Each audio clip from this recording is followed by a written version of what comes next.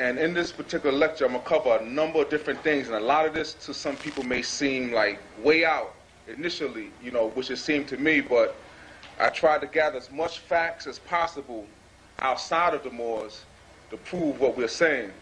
You know, a lot of times people say, well, y'all Moors saying this, but show me something else that's saying what y'all saying, that proves what y'all saying. So I tried to gather as much as possible, and I have a lot of information here to share. I tried to organize as best as possible because a lot of information, and I just tried to put it in the best way so that you could be able to grasp it. I'm going to start off speaking about a man by the name of Horace Greeley.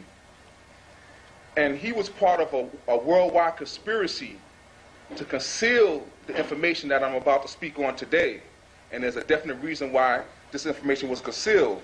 Horace Greeley was the founder and editor of a paper called the New York Tribune, which was located in New York City. This newspaper was a national newspaper, as well as international, and it had a profound effect on the consciousness of European people. At the time when this was put together, you know, sometimes we think that Europeans, that, you know, they've been a world power, you know, going way back to so-called Greeks and Romans' time, all that's fictional. All that's fictional. They just got themselves together as recently as 1854 to 1865. This is when they finally got themselves together to govern the planet on a global level, as recent as that date. And this is around the time of the Civil War. And at the end of the Civil War, they was finally able to put certain things together to bring us up together. At the time, during Horace Greeley's time, they was in a similar condition that we are in now, in the sense that you had many different white organizations at that time. They were all striving for the uplifting of their people, but they had many different ideologies, many different groups of themselves, all striving and vying with each other, sometimes bitter conflict with each other, in order to achieve that goal, which is the upliftment of their people. The key role that Horace Greeley played was that his paper, his organ, the New York Tribune, was able to gather up all those people and give them a sense of a unified context or paradigm or direction that they was all able to unify themselves behind, regardless to their different ideological differences and so on and so forth. And this is what we're hoping that the Moorish paradigm or the Moorish Renaissance that's taking place now will be able to do. That it will serve as a paradigm that will be able to unify our people in regards to the different ideologies. You know, coming out from New York City, you know, and I sell books in Harlem on 125th Street, as well as in Bed-Stuy in Brooklyn. And being in those two places, I've come in contact with every aspect of the so-called black movement or national, or whatever you want to call it. I've come in contact with every aspect of it. Hebrew Israelites, every sect and division of Islam you could think of, black nationalists, all different types of groups, you know. And it seems like this may be able to unify us behind a certain paradigm. A paradigm is a certain perspective or outlook on the world. And this is what we're about to get into. We're about to have what's known as the paradigm shift. We're about to come into a new paradigm, a paradigm that will allow us to rise our people up and take our rightful place in history.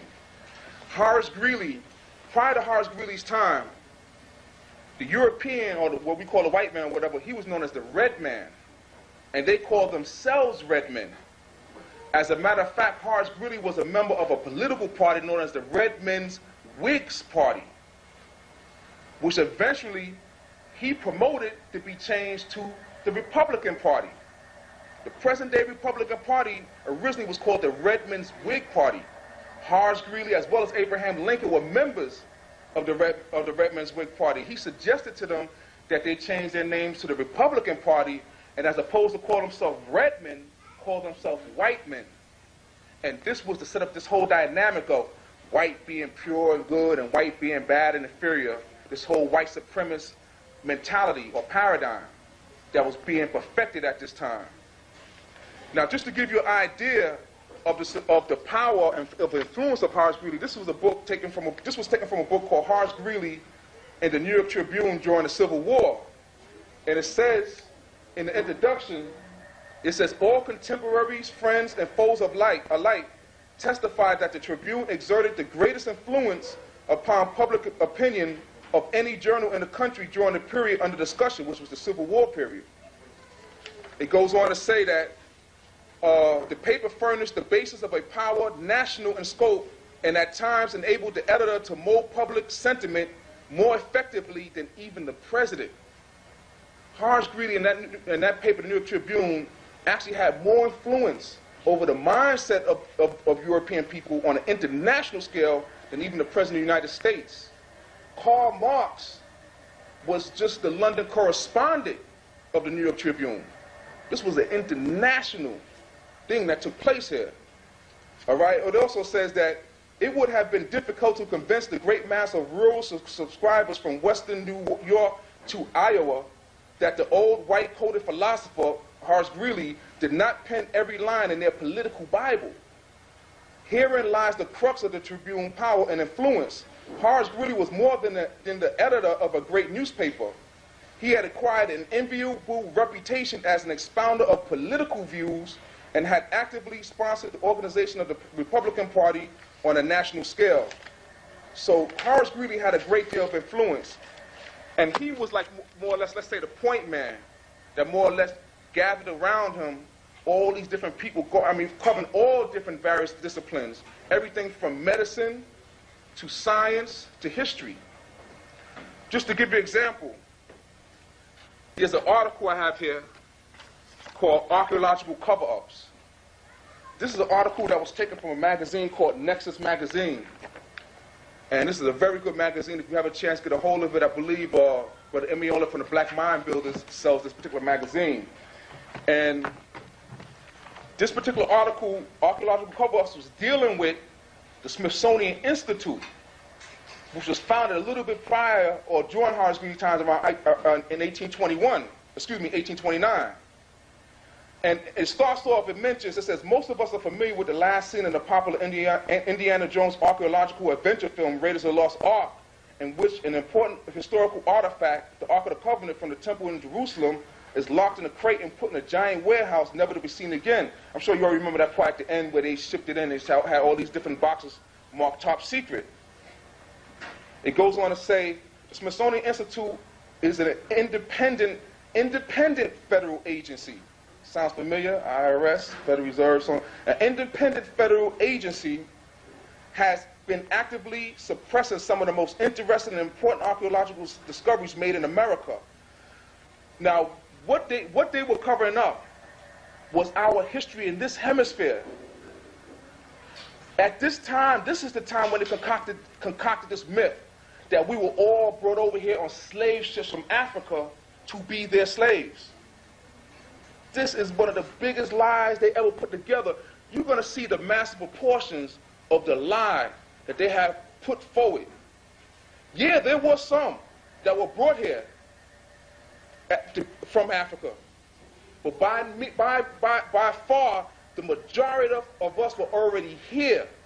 We had a civilization that went from Alaska all the way down to Chile, which they refer to as the ancient mound builders, the one who built the civilizations and built the mounds and pyramids all up and down this hemisphere. And you're going to see further what is the significance and the major role that we played as civilization here in this hemisphere. And the Smithsonian Institute was key in covering up these facts. And then they also mention in here about the Vatican and how they have an underground library in the Vatican. The walls 5 feet thick and 24-hour security.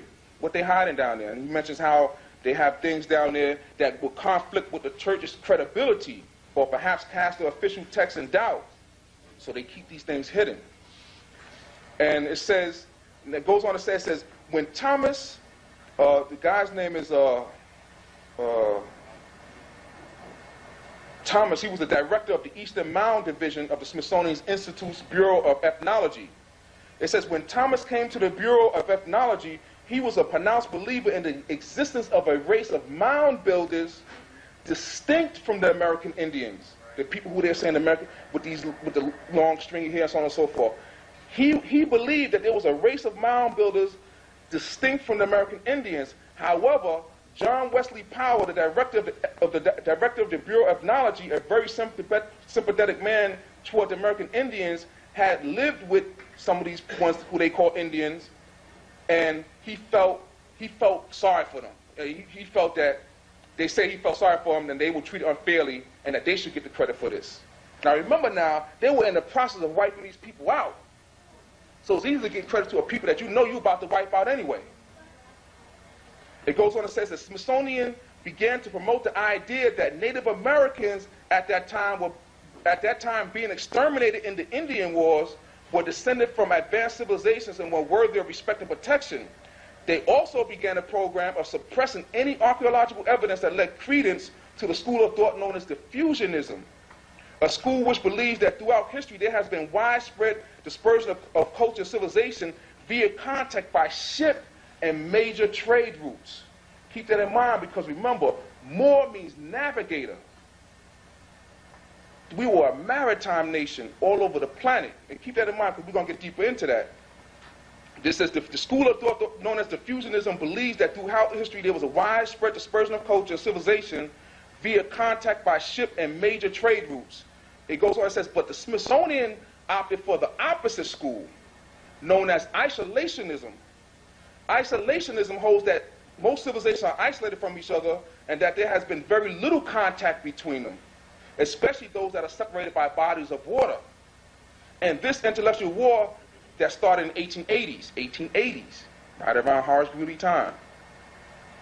Now, this school of thought, isolationism, gives credence to their whole philosophy of us being so-called third world peoples and them being so-called first world peoples. They're saying this is the first time the world has been unified as what's known as the global village, or unified in economy and trade and so on and so forth. Wrong. There's been two civilizations prior to that in which it was unified by the Moors. First the ancient Moabites or Moabites, and then the Moors. It goes on to say, when the contents of many ancient mounds and pyramids of the Midwest were examined, it was shown that the history of the Mississippi River valleys was that of an ancient and sophisticated culture that had been in contact with Europe and other areas. Not only that, the contents of many mounds revealed burials of huge men, sometimes 7 or 8 feet tall, in full armor with swords and sometimes huge treasures. All this was being found by the Smithsonian. This gets back into the Bible where they talk about these different giants and Nephilim and so on and so forth. And it goes on and says, for instance, when Spiro Mound in Oklahoma was excavated in the 1930s, a tall man in full armor was discovered along with a pot of thousands of pearls and other artifacts, the largest such treasure so far documented. We have many more treasures here.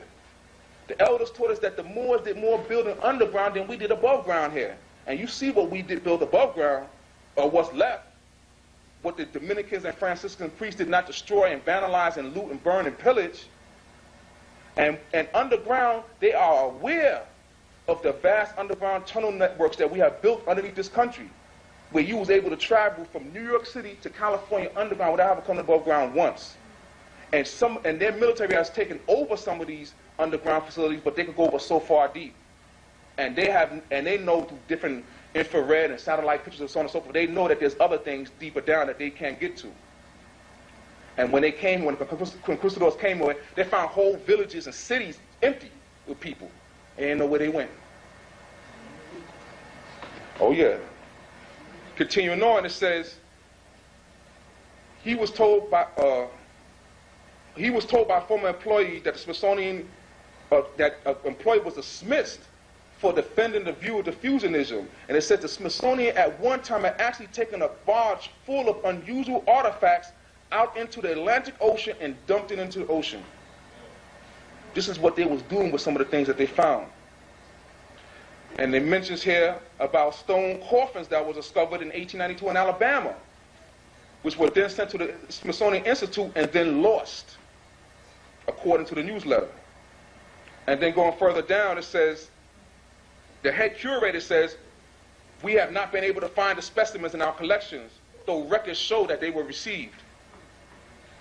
And it says, the Alaskan mound, they found a mound up in Alaska, and it says the Alaskan mound was in fact a graveyard of gigantic human remains consisting of crania and long leg bones. The crania measured from 22 to 24 inches from base to crown. Since an adult normally measures about 8 inches from back to front, such a large cranium would imply immense size for a normally proportioned human. In fact, the habit of flattening the skull of an infant and forcing it to grow in an elongated shape was a practice used by ancient Peruvians, Mayans, flatheads, Egyptians. You see some of the Egyptian pictures where they have the long hair, even in the South. You know, I heard stories where they used to actually shape the baby's head with their hands. You know, all this is directly related to us. Also, it says that they found statues ranging from less than 1 inch to 6 feet. Now, check this out. Depicting reptiles or dinosaurs, some of them in active association with humans, showing us contemporary with dinosaurs in this hemisphere. And we want to know who was the first people, who's the true Native Americans? There's nobody here standing on this, in this part of this hemisphere that could trace their roots back here further than us. Contemporary with dinosaurs? It goes on to say, they also found portrayals of Bigfoot and aquatic monster-like creatures, weird human-animal mixtures. This gets into another lesson that's part of the course where we get into Yakub and how we kind of different types of experimentation in the Pyramid University of Yucatan, Mexico, where they have found all kinds of remnants and artifacts showing all kinds of crosses. We think genetic engineering and gene splicing, in vitro fertilization, we think these are new things. Our ancestors was mastering these things long time ago in the Pyramid University. This is how we made what we call the white race. By our scientists. Ain't no natural selection or none of that made no white race because they was up in the North Pole. What about the Eskimos? Continuing on, right? It's a lot of information. We're going to try and cover as much of this as possible. Now check this out. It says, historian and linguist Carl Hart, editor of World Explorer, then obtained a hiker's map of the Grand Canyon from a bookstore in Chicago. Poring over the map, we were amazed to see that much of the area on the north side of the canyon has Egyptian names. The area around 94 Mile Creek and Trinity Creek had areas with names like Tower of Set, Tower of Ra, Horus Temple, Osiris Temple, Isis Temple. In the Haunted Canyon area were such names as Cheops Pyramid, the Buddha Cloister, Buddha Temple, Manu Temple, and Shiva Temple. All this was found in the Grand Canyon, and they have closed those sections off because they said it's too dangerous. All this is sitting right there to this day. And this is another article from the same magazine that deals with exploration. This is from a front page from the Phoenix Gazette from the 5th of April, 1909. And the title says, Explorations in Grand Canyon, Mysteries of Immense Rich Cavern Being Brought to Light. And it talks about how, it says, Mr. Kincaid found like a cavern, like a crypt, with human heads, solid rock carved by human hands, and tablets and all kinds of things he found in there. And he had to go nearly a mile underground, about 1,480 feet below the surface. The long main passage has been delved into to find another mammoth chamber from which radiate scores of passageways like spokes on a wheel. Up in New York, where you got these different things, you got all kinds of old names like Day Street, D-E-Y, Moore Street, all in the same area, right by Wall Street. Right in the Wall Street area where they found the ancestral burial grounds, you got a Moore Street and a Day Street, D-E-Y. And the elders told us there were 5 groups of Moors here. The Bays, the Days, the Owls, the Eels, and the Alis. And that gets into the 5 civilized tribes, as well as the 5 pairs of sons of Poseidon who governed Atlantis. And we're going to get into that connection also with Atlantis. There was an Indian legend dealing with the Hopi Indians. The original Hopis were our ancestors as well. And it says that in connection with the story, it is notable that among the Hopi Indians, the tradition is told that their ancestors once lived in the underworld in the Grand Canyon. A dissension arose between the good and the bad, the people of the one heart and the people of the 2 hearts. It sound like the Boulay. They have 2 hearts, or it sound like some of those Uncle Tom Negroes who have 2 hearts. You know what I'm saying? They want to be down with the white man, but they want to be down with us, 2 hearts. And it says that Macheto was their chief, counseled the good ones with the 1 heart to leave the underworld, the underground city, but there was no way out. The chief then caused a tree to grow up and pierce the roof of the underworld, and the people of 1 heart climbed out. They tarried by the Red River, which is in Colorado, and grew grain and corn. They sent out a message to the temple of the sun asking the blessings of peace, goodwill, and rain for the people of 1 heart. the messenger never returned. But today at the Hopi villages at sundown can be seen the old men of the tribe on the housetops gazing towards the sun, looking for the messenger. When he returns their lands, when he returns, their lands and ancient dwelling places will be restored to them. We are those messengers with the feds. We the ones they're looking for. And all those lands will be returned to us.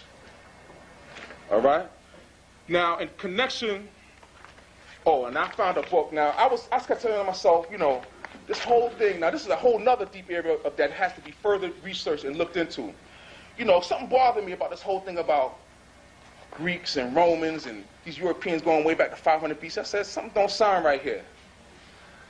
I had a theory. Something told me that somewhere around Horace Greeley's time is that they they talk about this Renaissance and all this. Renaissance, the rebirth of classical culture, Greek and Roman culture, whatever. That wasn't no rebirth of no Greek. That was the birth of it for them.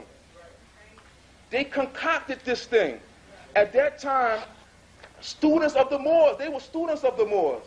And they were going around, their artists were going around making sculptures and stuff, saying that these were the ancient Greeks.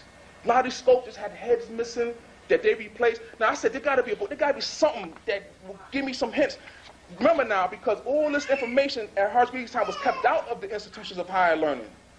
But you will find it scattered here and there. You will find a sentence here, a paragraph here, a page here. It's scattered. You got to be almost like a detective, but you got to have the context. You got to have the paradigm first to know what you're even looking at. Once you get this particular context or this particular paradigm, a lot of things that you already know will begin to make a lot more sense in this particular context. And I said, there gotta be a book where I can find that I can uncover, because something just don't sound right. Then I came across something where Erasmus from the so-called Renaissance period was writing letters to other students under the pen name of Cicero. I said, hold up. And then you hear about, for instance, Francis Bacon was one who they called Shakespeare. And he had a literary group, or a secret society, a secret literary group, who were putting out all kinds of works on Moorish science under the pen name of Shakespeare. So I said, what's going on here? Something don't seem right. You got to get the feel for this thing. Now, one day, this is where the ancestors come in, because once you tune in with the ancestors, they will guide you to certain things. The ancestors will constantly, that whole summer, they were guiding me to all kinds of books, and at that time I was teaching the course, and I have some of the packets here. I have about 10 of them, 5 of them already sold. And I was teaching the course at that time, and I was constantly, each week, they were just sending me, and I would just walk to a shelf, bam, pick up a book, and boom, the Jews would be in there. And this was, I wasn't even using the catalog at a certain point. I was just walking in and just pulling stuff out. And I would get to sections, like I would be teaching on a topic like, for instance, constitutional law, and there would be a whole section on that subject, and I say, man, how am I gonna get the best book for the class or whatever, you know? And I would go right to a particular book, and it will be exactly the book that sort of like encompasses all the other ones. And it will be exactly the right one. So this is very important that we tune in with the ancestors, because they will lead us and guide us certain things that we need to know at this time. So one day I just got an urge to go to this bookstore, Barnes & Noble, up in Yonkers. And when I went there, I seen 2 nuns. And it just hit my mind, because somebody had told, one of the elders said that Hakim Bey had got a lot of this information. Hakim Bey, who gave us a lot of this information, got it from a Catholic priest who had this stuff hid. So I thought about that when I seen them. I walked a little bit further, and there it was, the book I was looking for, a big, gigantic book, and on the top of the book it says fake. And it talks about all the fakes, artifacts that were being faked by these Europeans. And this is one excerpt from it, and it says the 19th century, the great age of faking. And this is right around the time of Horace Greeley. And it says the 19th century saw a fundamental shift in the relationship of Western culture to the past. And it says a man by the name of Horace Walpole, sounds almost familiar, Horace Greeley, Horace Walpole and his circle had discovered the romance of the past, even in objects surviving from the period of barbarism between the fall of the Roman Empire and the Renaissance. Their discovery arriving on the eve of the Industrial Revolution, a period in which spread of affluence was combined with the increasing desire to escape from the present, because they know they didn't have no history at that present time, produced an explosion in collecting. From classical antiquities and old master paintings, the mania spread to encompass the chivalric glamour of the Middle Ages, the sculpture and decorative arts of the Renaissance, 18th century ceramics, 17th century metalwork, and even towards the end of the century. So in other words, at this time, they was dealing with all this that they have spaced out over hundreds of years, the Renaissance. They was dealing with all this at this time, and this is the time when they was concocting this whole thing, this whole false history. And it says the collective mania created a paradise for dishonest dealers. As each new craze took a sudden imbalance between supply and demand, create the perfect opportunity for such people to peddle their fakes before a pool of expertise had been created. It says, craftsmen and some artists were themselves bemused and sometimes embittered by the fact that this old work has suddenly replaced them. So what they did to maintain a living, they started making fakes of so-called old stuff because the stuff they was making contemporary, it wasn't selling. And they see it was such a craze for so-called antiquities that they began faking these things. All right? So that just will make you understand sometime when you see, you know, they talk about this Greek and this Roman from 500 BC, all that's fictional. And what they did, Horace Greeley time is also they shifted time. They added 580 years to our calendar. According to our calendar, this is the year 1414. They added 580 years to throw you off. So things that you, for instance, let me get into this right here. This is another book. And see, there's certain things, you know, being up in New York, you know, I've seen Afrocentricity come, reach its peak, but it has not been able to answer the problems of our people. Brothers and sisters still out there killing each other off. They'll come up to you with a big Africa in the chest and kill you. They don't care. So it has not been able to meet or solve the problems of our people. And like New York was the center of Afrocentricity. I was out there with the books, I seen the whole thing. You know what I'm saying? But there were certain limiting factors within it. For one, Afrocentricity means, when you say Afrocentric or centered, that means you're just centering on Africa. And you're excluding a lot of other things. There were certain books, certain things that you wouldn't look into. For instance, I got this information from a book by a guy named Barry Feld. He's a Harvard professor. And he was talking about a lot about Leif Erikson and the Vikings and all that stuff like that. So you in Africa, you see someone on the Vikings, I don't know about that. That ain't got nothing to do with me. That's some white people. Those ones who they're calling Vikings and Danes were Moorish navigators. And in this book, that, you know, if you was of what people mindset you wouldn't even look into, he has a map right here, just to start with this map. And he has listed Libyans, this is North America. And this is a Harvard professor. Libyans, Norse, Greek, Cretans, Iberians, Jews, Celts, all that here in North America. And he says, he talks about the Iroquois Confederacy, for instance. He said the Iroquois are believed to have reached North America after most of these settlers have been made, possibly from South America around 1200 AD, passing up the Mississippi to drive an enclave into the Algonquin area. And the Iroquois Confederacy was a very important branch of our people because they had a model of a federal government that the Europeans patterned themselves after. George Washington Benjamin Franklin. There's a book called Indian Givers that talks about that. There's also another book called The Secret Destiny of America by Manly P. Hall. All right, and I'm just going to quote some things that was in this book that relates to us. Just give me a moment to get to the particular pages that I want. He had a chapter in here called Arabs Before Islam. Now, this is very important because this shows you, something struck me as strange also. I said if the Moors just came about in the 711 AD and invaded Spain and stuff like that, who were the people that the Romans were referred to as Moors? If the Romans and the Greeks were before Islam, Muhammad and Arabs and all that stuff like that, then how were the Greeks and Romans referring to a people contemporary with themselves as Moors? And I said, something's not clicking here, something's not right. Having this paradigm, how they shifted history, you see what I'm saying? You would look, and it seems to me, and more research, like I said, more research has to be done. When they were referring to Carthage, they were referring to the Moors. And Rome was those so-called Franciscans that we were fighting against. You see? And there's a space there of about 800 years. So I said, wait, how does that space 800 years get in there, right? Then I came across something else by another European scholar by the name of Emanuel Velikovsky. I'm sure some of you may have heard of Velikovsky. He was looked down upon by all his peers at that time. And now they're coming around to agree with what he's saying. He wrote a book called Ramses II and His Times. And in it, he dropped some major bombs. He proved how Ramses II and Nebuchadnezzar, who according to most Orthodox history is separated by about 800 years, how they were contemporary, how they were at the exact same time, and how when they refer to the Hittite Empire, the Hittites, and Syria and so on and so forth, they call it the forgotten or mysterious empire. That wasn't no forgotten mysterious. That was the Chaldean Empire. So there was a space, so somewhere along the line, 800 years was added. Now if you factor that into equation, that will bring Carthage right up to 711 AD with the Moors. The 800-year difference.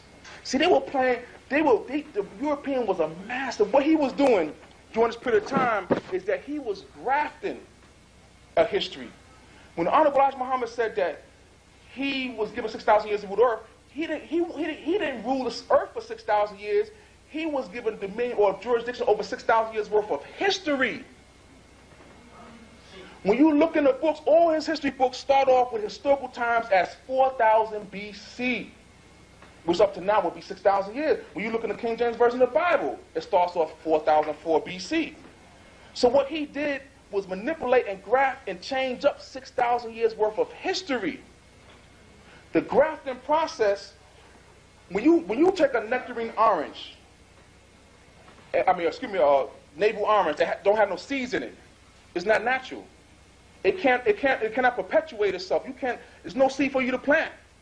So what they have to do is take a branch, slice it diagonally, take a regular tree, a real orange tree with seeds and everything, cut one of its branches diagonally, and sew it on or tie it onto it, and it will grow and sustain itself off the roots of that original tree.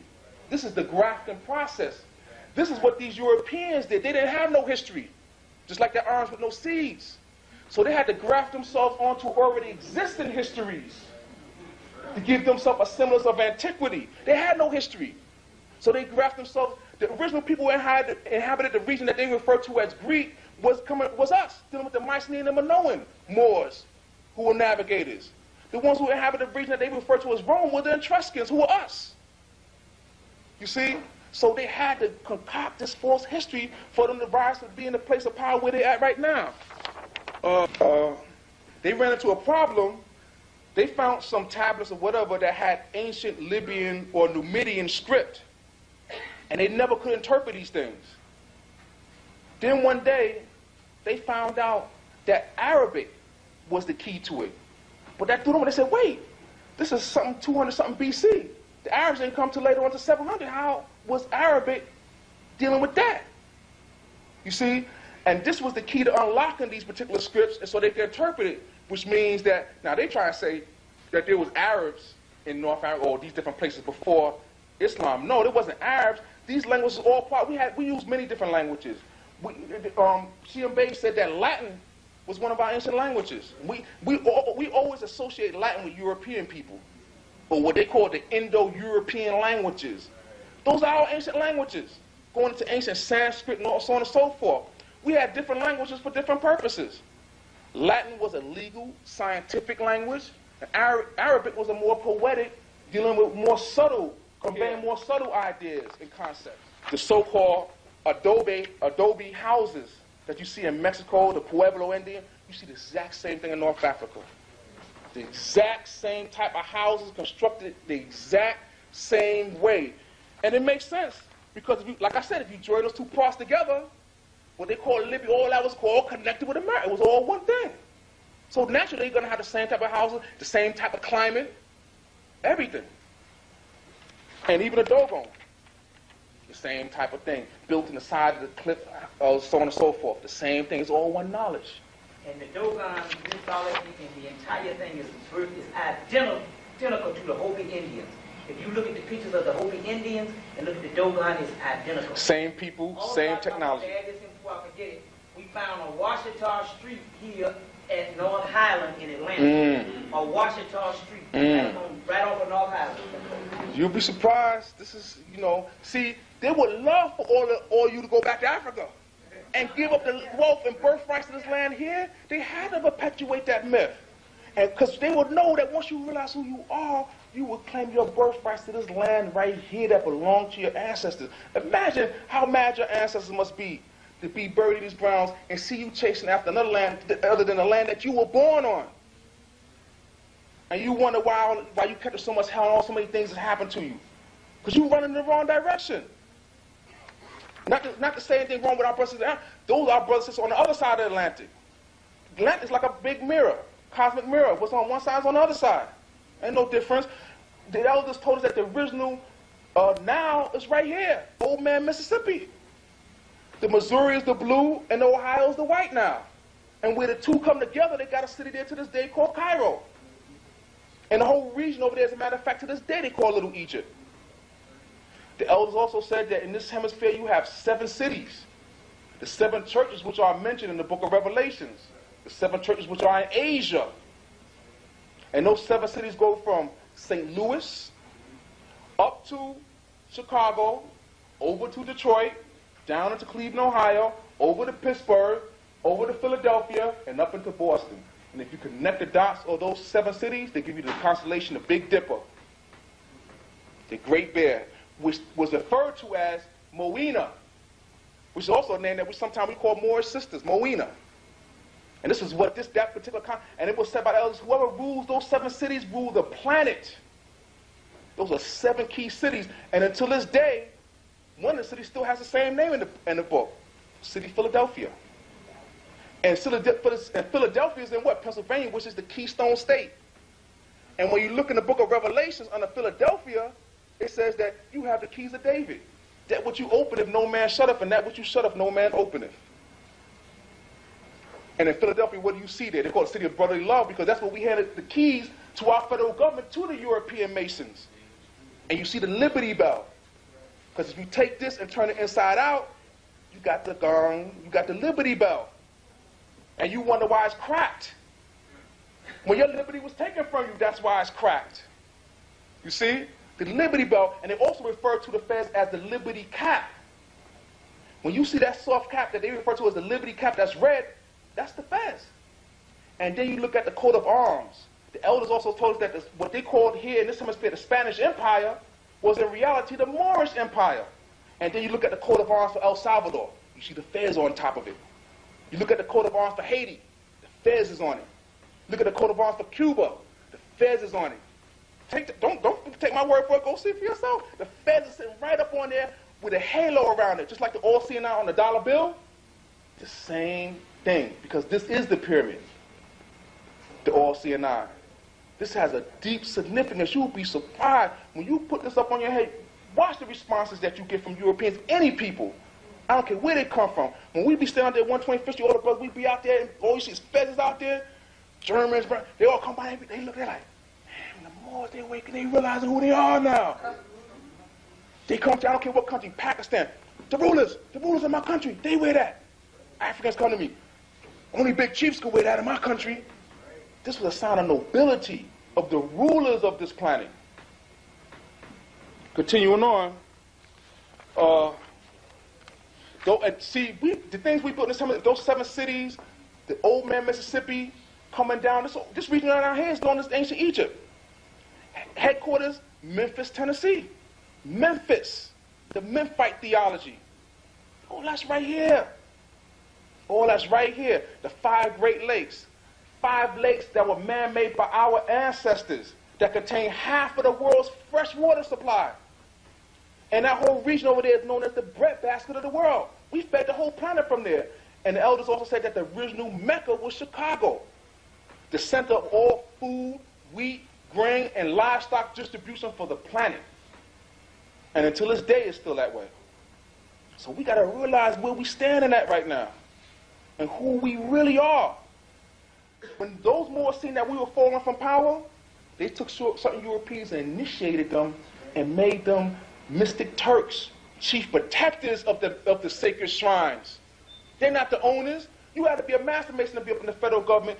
And their duty was, when we seen that we were falling, we said, well, and they were coming to power, we said, let's initiate a group of them and put them there to protect our sacred shrine from the Catholics who would have destroyed everything up in here. And look at the Kennedy who was killed. What was he? A Catholic. Can't be no Catholic and be up in our sacred shrine dealing with religious mystery. We deal with science of mathematics from 0 to 9, zodiac and geometry, minus religious superstition. We don't get into that. We deal with universal science. They're waiting for you to come and claim what's rightfully yours. We sitting back, I'm a Negro, I'm a color, I'm a black, I'm African. Hey, when you come to them with that, they say, look, go back and study some more, come back when you're ready. Because this was given to me by Moors. The title of this says Moor. If you don't come correct, you're not getting nothing. And the FBI, I got a picture of Hoover. Look at that. Let me just get this picture out here. So you can just see, I'm getting a little bit into the other lecture here, but I just want you to see this. If I can find it. And here you see a picture. Just give me a second. There's so much information, you know. I'm just trying, I just wish people could see. I did about 15,000, 20,000 hours of research over the last 12 years. And I've seen things, I'm just trying to get it to the people so everybody else can see what I've seen. Because I've seen some stuff that you would be surprised. I can't find it right this second, but I will eventually show it to you. But it's a picture of J. Edgar Hoover with the feds right. And you know, for many decades, for all intents and purposes, he was the federal government. And he said, well, then why was he coming down on the black people? The elders mentioned that there was a Moor up in Cleveland, I think, who was mixing this Moorish teachings with black nationalism. And I heard that the FBI stepped to the brother and said, listen, it was your fathers who put us in place to protect us when y'all fell from power. And we will kill anybody or deal with anybody who advocates overthrow. I don't care if they call them, if they're white, they're mafia, whatever. So they said, you better talk to that brother. See, we got to understand what we're dealing with here and who we really are. They know when they see you with this on your head, believe me, they know that you know who you are. And they respect you properly for that. You'll be surprised at the response you get. And it's not even about that. It's about us uplifting ourselves and returning ourselves to the right place so we can get the planet back on track. Like I said, when the cats away, the mice will play. That's what's been going on. While we've been sleeping, this beast's been ruining our planet. You know what is very important about it? I know at least everybody in this area here knows about the King Arthur Plan. And if you look at the King Arthur Plan, every organization on there, the Black Muslims, everybody but the Moors. That's right. You won't see no Moors listed on that. You won't see no Moors listed on none of them organizations there. Because if you're a Moor, you know who you are. This is yours anyway. You just got to wake up and claim what's rightfully yours. And what I'm giving you now will give you the historical basis to substantiate your claim. This is ours. And what the Empress has done in Louisiana is this example. That's set the precedence what's going to happen, a lot more of what's going to happen as we begin to claim our land here in this hemisphere. Our brothers all up and down this hemisphere. We got to realize who we are. We're over 100 million strong. Over that, way over that amount in this hemisphere. If we realize who we are and wake up and do what we got to do on this planet, and we claim this, our brothers claim Africa, claim that over there, we can get this planet back on track the way it's supposed to be. But time is short, you know. A lot of things, they have a lot of things. See, he was given power. As long as you don't realize who you are as a Moor, and you call yourself black, Negro, all this other stuff, he has the right to do whatever he want to do to you. He could do anything to you. Anything. And this is what he's doing now. You see what's happening now. Just to diverge for a minute, you know, just so we can see what's taking place here and how critical we're at a very important junction in time right now. They closed down the military. Janet Reno, who's the Attorney General, said that they was going to use the closed down military bases as work camps. Now what has happened is that the prison system has replaced the factories in the white communities. And guess what? We are the raw materials of this factory. This is how all them white men that lost them jobs or whatever, the factories closed down, now they open up a prison, so now they're the correction officers, and they got to make the uniforms and suits and all. Those are jobs. And we the raw materials. We being set up. We like cattle being led to the slaughterhouse. Right up in New York, New Jersey, in that region up there, they had forced everybody to get immunizations for measles. You couldn't attend college. When I walked into campus in the fall semester, they had a list of everybody's name who didn't get shots, saying you cannot come on here if you didn't get your shot. I said, what? Now they forced the people. Now all of a sudden there's a massive outbreak of measles on the college campuses. A state of emergency. Now, this seems a coincidence. You just did vaccinations, and now all of a sudden there's an outbreak? And then all the kids are talking about, I'm going to get my vaccination shot. Cattle being led to the slaughterhouse and don't realize it. You know, in terms of the gang warfare and all the different things that's going on. For instance, Clinton just recently said that they're going to pass a bill. They want to pass a bill giving the police the right to go up into public house without search the house with no warrant, nothing, because of what's happening in Chicago. Think about that for a minute. You're talking about police, and the thing about it, we are calling for the police state. They know they can't afford. We saying, man, crime is too much in my neighborhood. Oh man, I'll give up the right of privacy for the right to live. You are calling for a police state, and they say, we'll oblige you. We'll give it to you. That's what you want. You know, so we gotta wake up. Things is happening. So many things is happening now. They passed so many laws. This, that, this, the state. We gotta declare independence from Union State society and build ourselves. I'm gonna get into that more towards the end. Let me just continue on. And this book just gets into all types of artifacts, hieroglyphics that was found. As a matter of fact, to show you how this is one world of our empire, the recent edition of Nexus magazine has an article in here that deals with, it says, Mystery Rock Carvings, Proof of Atlantis. And it shows you in Australia, they found hieroglyphics in Australia. Straight up hieroglyphics, cartouches and all. We had a vast global network and the technology was advanced. Here's a picture of model airplanes that were found in Central America. Aerodynamically built, look like modern airplanes. We was dealing with space flight, the whole nine. None of these things was new to us. I have a videotape here, the facing pyramids on Mars. And what they did, this is a lecture given inside the United Nations. There's a whole complex they found up there with numerous structures. When they measured the angles of those and the measurements of that complex up there, they gave key formulas of physics and geometry. And they matched up with the megalithic structures we built down here, the pyramids, Stonehenge, and so on and so forth, showing this was all one technology we was dealing with. Ain't nothing new under the sun. We was dealing with all these things that we thinking is new now. We always had knowledge of these things. Let me just read you this article here. Oh, and also to show you something else, showing you the discrepancy in regards to chronology. There's a whole section of books from the Bible, whatever that they call Apocrypha, books that was left out from the Bible. One of the books is a book called the Book of Baruch. And you begin to see why they left these books, because it contradicts a lot of what they're saying.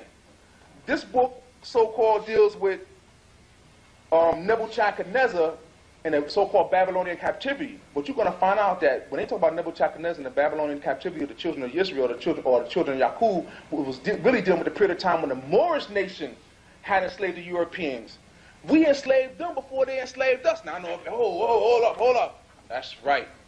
We had them enslaved on a global level for 360 years. This is why they was able to enslave us, because according to the divine law of retribution, what goes around, come around. And this is why the Moorish Empire fell. And you said, wait, they declared their independence from Britain. You think they declared their independence in 1776? When they declared their independence, they declared their independence from the Moorish nation. Now, when I first heard, I said, oh, that's crazy. What are you talking about, the Moorish nation? It was the white people from England. I found a book called Diplomatic Relations with the Barbary Powers from 1776 up. And in it, it says that in 1776, Britain, France, Germany, Denmark, Italy, all these countries were paying tribute to Morocco. They were paying tribute to the Moors. You don't pay tribute unless you're a conquered nation. They were paying tribute to the Moors. And we were using them as mercenary forces. This thing is deep. Now, dealing with the Babylonian captivity of the Jews, and this is a time when they learned a lot, the children of Israel, this time when they learned a lot of what they learned. Now, I'm distinguishing between the 12 tribes of Israel, which we are, and the children of Israel, or Yaqub, whose name was changed to Israel after he did his experimentation. And they were enslaved by the Moroccan Babylonian Empire, who were Moors. And to show you how they fooled around with time, it says here, as will be shown, now this is the book of Baruch, it says, as will be shown the sequel tragic events of 586 BC, which herald the exile, constitute a thin historic drapery which invests the yet greater tragedy of the Jewish race in AD 70. It is now generally accepted by recent critics that Nebuchadnezzar and Belshazzar represent the persons of Vespasian and Titus, which is around 70 AD. So here, they're talking about something that happened, they say 586 of BC, dealing with Nebuchadnezzar. Then here they're saying it's really dealing with Vespasian and Titus. And then if you take it further, you find it's really dealing with something else. So you see the games that was being played here with chronology and geography. And see, we can't accept the chronology and geography they have given us and just be content with just saying it was black people. No, let's question the whole geography and chronology they have given us. Here's another article. This was taken from a book called The Science of the Mexican Pyramids. Now, I think Brother Emiola has the one dealing with the Egyptian pyramids. He should try and also get the one with the Mexican pyramids.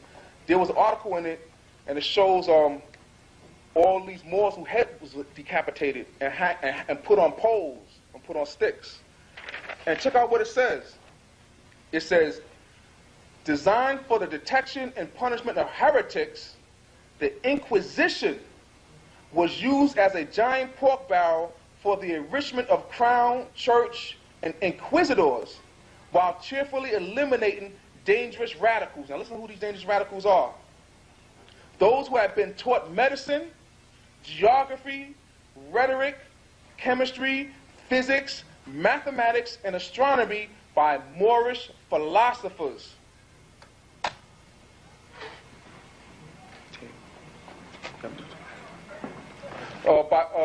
Moorish philosophers. I'm just going to wait till you put it in tape in. And this decapitation was taking place in Mexico. This ain't in Spain. This is in Mexico. Dates.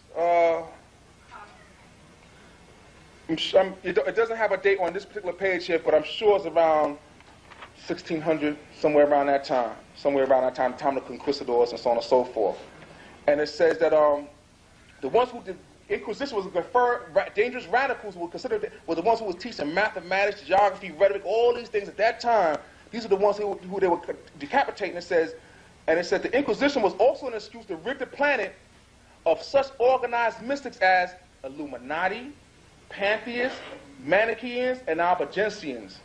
So Moors, all these are represented all in one breath as one thing. This Inquisition was for all these so-called people. This is one example of the connection between them. And it says, all the accused were presumed guilty before trial. Now, these are so-called Christians. All the guilty were presumed guilty before there was even a trial. Sounds familiar. Sounds like what's happening to us now. A trial which took place in absolute secrecy. Sounds like the backroom police stations. The defendant was afforded no counsel. Accuser and judge were the same person. The names of witnesses against the defendant were withheld from him. Women, children, and slaves could not be used as witnesses by the defendant, but could be used by the prosecution, who could obtain them by torture.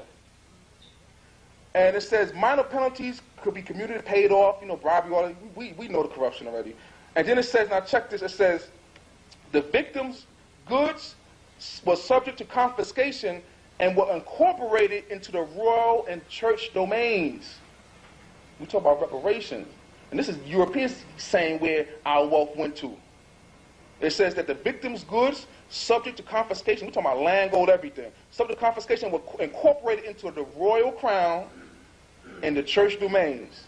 The inquisitors who paid no taxes and gave no account of confiscation effectively took their share. As a deterrent to possible opposition in New Spain, Mexico, 34 Negroes, including 4 women, were hanged and decapitated in Mexico City.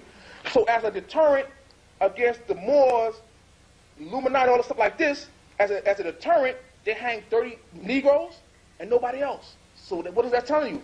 That was us, the Moors, the Illuminati, the illuminated ones, who was teaching geography and all this. You see, you got to read between the lines, because they'll tell you by so many words. They can't outright tell you, because they're under open obligation not to. They can't tell you who you are outright. They could never tell you that you were Moors and that you had a Moorish empire just prior to their 1776 Declaration of Independence. They can't tell you that.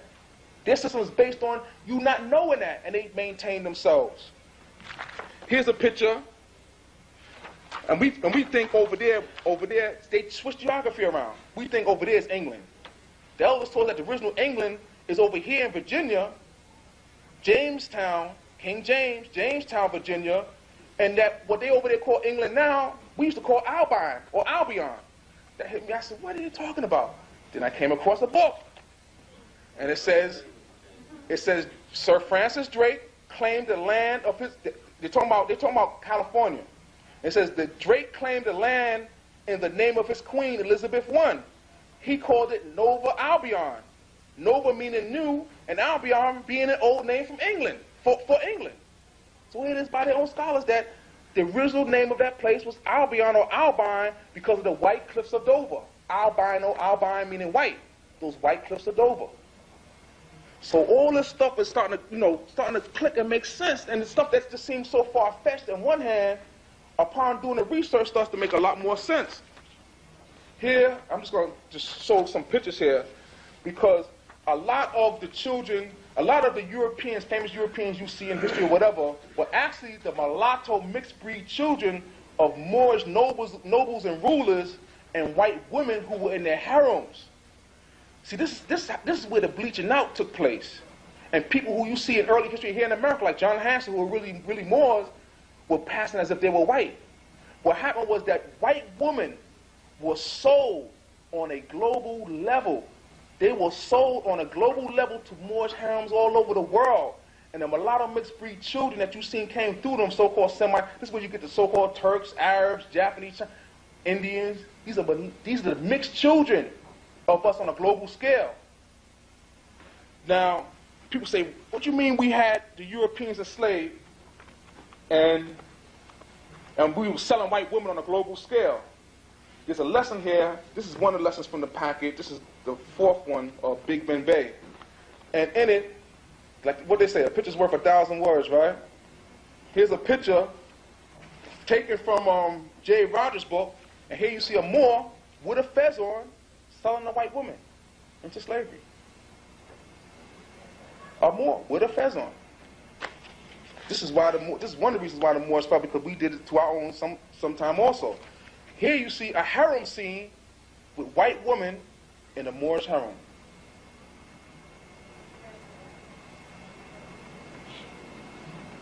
All right? So, a picture's worth 1,000 words. Now, look at some of these people here. This right here is King Philip II, Philip III, son of King Philip II. And you could just tell by the lips and everything who he is. He looked like one of our Spanish brothers or whatever. And here is a picture of King Philip II. These various rulers up in Europe. See, originally they were all so-called blackamoors, what they call blackamoors, and eventually through the bleaching out process, they became what's known as tawny Moors, or lighter-skinned Moors. That's where you get this whole thing about tawny Moors. Here's Alexander Farnese, Duke of Parma, the great Spanish general. All mulatto Moors. And they were more refined than the other savage Europeans because they grew up in the courts of the Moors. So they learned how to do like us, and how to behave amongst us. And here's even a picture of Sir Francis Drake, so-called, bad guy. You can see too. He was a mulatto Moor, if you look carefully. I know brothers, they look just like him. I have a picture here also of King John, the so-called signer of the Magna Carta. And here you see he looked just like a brother with two brothers standing in the back of him. King John of England, who so-called signed the Magna Carta. This thing is so deep. I mean, so much history has been left out. Here's a picture of Vesalius, one of the great scientists dealing with anatomy and everything. And you can see, I mean, he has an afro. He has an actual afro. So, I mean, there's no doubt he got an actual afro in this picture. And he was the founder. All these great people we see in Europe, most of these were the sons of Moorish rulers and European women. And then I'm going to get into the other class you hear about, the Bilderberg group and what's known as the black nobility. And I said, wait, Rothschild, why are Europeans, so-called white Europeans, call themselves black nobility? Where did that come from? And then you get into J. Rogers' book, Sex and Race, and you look at the coat of arms of the nobility up in Europe, Germany, France. All these are Moors. Let me just, to prove that they were Moors, and I'm using the specific word Moors. I'm not saying black, I'm saying they were Moors. Dealing with nationality, it says Negroes in the coat of arms of noble family. And you know, with Jerry Rogers, you just got to get past the word Negro when you read his books. He got heavy information in his books. You just got to overlook that little word Negro. And here's the noble families these are the French, Italian, Spanish, and Polish noble families. And look at the names. Morlencia, Moret, Moretti, Moreau, Moresque, Moors. All Moors, ruling all throughout Europe. These are the ones from Dutch and Belgian families. And look at the names again. Moreau, Morreal, Moor, straight up Moor, M-O-O-R, straight up. Moors ruling Europe. You know, so there's a whole history. There's a whole aspect of our history. I'm going to read this part now, too, coming from a book. The desk is starting to get messy now, but that's supposed to happen. This is the heavy book here, Ancient and Modern Britain. And if you can't get your hands a hold of this, there's 2 volumes. And through almost every page of these 2 volumes, all he talks about is Moors, how we were ruling up in Britain, Scotland, Ireland, all those places we were ruling up into. Those so-called marauding bands of gypsies, Egyptians. Some of them are the deposed Moorish nobility, that when they were deposed from power, they became so-called marauding bands of gypsies. This is why you see a gypsy sometime in Europe, dark-skinned, dirt poor with a title of nobility. Where did you get this title of nobility? They were the former rulers who were deposed from power. Now in this book, he mentions in here, and because, see, there's a whole part of our history, we don't get into all this. What about all this up here? All up into here. All this. We was working this up here. All this up in here. That was all us. All our navigators was all up in here. We just look at this. All this down here. All that. It's all this. In this book he mentions here, you heard about the Druids, so-called builders of Stonehenge. They just told me, I said, wait, England, all right, Stonehenge is in England, Stonehenge is in England, and England is ruled by white people. England is for white people. There's white people there. So they built it? And were they the ancient Druids themselves? No. Those are Moorish priests. You know, high science. And also there's a book out on Druid religion is dealing with Isis and Osiris. Exactly. You know, and it'll make sense because when you look up in England, they got places in England called Little Egypt. Actually called Egypt. Which the word gypsies come from. Gypsies. And then he says in here, so he says, this is a white person now, David McRitchie is a white person now. So then the Druids and Druidesses, because they were priestesses also, who had colleges in an island near the coast of Brittany, who professed a knowledge of the future, who the men at least were figured as bearded like goats, with a goatee, just like you see the dog on, and who worshipped the gods, were dark-skinned, curly-haired Iberians of the tribes of Silures and Damani. This seems a fair inference. In other words, he's outright telling you who these people are. They were dark-skinned with curly-haired. All right? I'm going to read a couple of things here just to give you an idea. This thing is just action-packed. It's just too much. There's just too much in this book. These books. He drops too much about this. Definition of Moor. Any Latin dictionary, any old one at least, will tell you that Moorish is a Moor, a blacker Moor, or a tawny Moor. And Shakespeare uses the word Moor as a synonym for Negro. And then he goes on here and he mentions how, remember I said Moors as navigators. And you will find the word Moor always associated with water. He says here, therefore, if the word Moor and its variations were primarily the sea, and Latin or Spanish, the mare or whatever, means sea or whatever, mare, more, all the same thing, primarily the sea, and gave its name to a nation of sea rovers, or if the case were reversed, and the sea became associated with the name of a great seafaring race, or if the case were reversed, and the sea became associated with the name of a great seafaring race, Moors, then a wider beast that opens out before us. There has been much written about the Mermanen and other water people. And they talk about places named Moravia, connected with the Moors, Morini, Moray in India. Maury or Mauritania in Africa, to show you the vastness of this empire. The Maori, South Pacific, Moravia, Romans, it's so much. Now check this out. Now this bugged me out. This is in the bottom. This is not even part of the book. This is like a footnote on the bottom. Now this is heavy because in this, he mentions Europeans landed on shore in New England in 16-something. And getting into a battle with 700 Moors. And in the paragraph, he uses the word Moor and Indian interchangeably, as if he's talking about the same person. Check it out. He says, in a brief narrative of the encounters between the early colonists of New England and the native Indians, I find it stated that these unfortunate gentlemen were intercepted by 700 Moors, with whom they fought for the space of 4 hours, so not only they too, but Captain Sharp and 51 Christians more lay dead upon the place. And again, that at Buttocks, 10 miles away from Seconch, on the 16th of May, was a little skirmish between Moors and Christians, wherein there was, of the latter, Christians, 3 slain and 2 wounded, and only 2 Indians killed. So they use the word Indian and Moor, native Indian and Moor interchangeably. It's some of the same people, us. It's right there in black and white. This is Europe. It's not a Moor writing. This is a European writing this. Then we want to know why are so many Europeans up in England and all that place, Denmark and all that stuff like that? Got the answer right in here.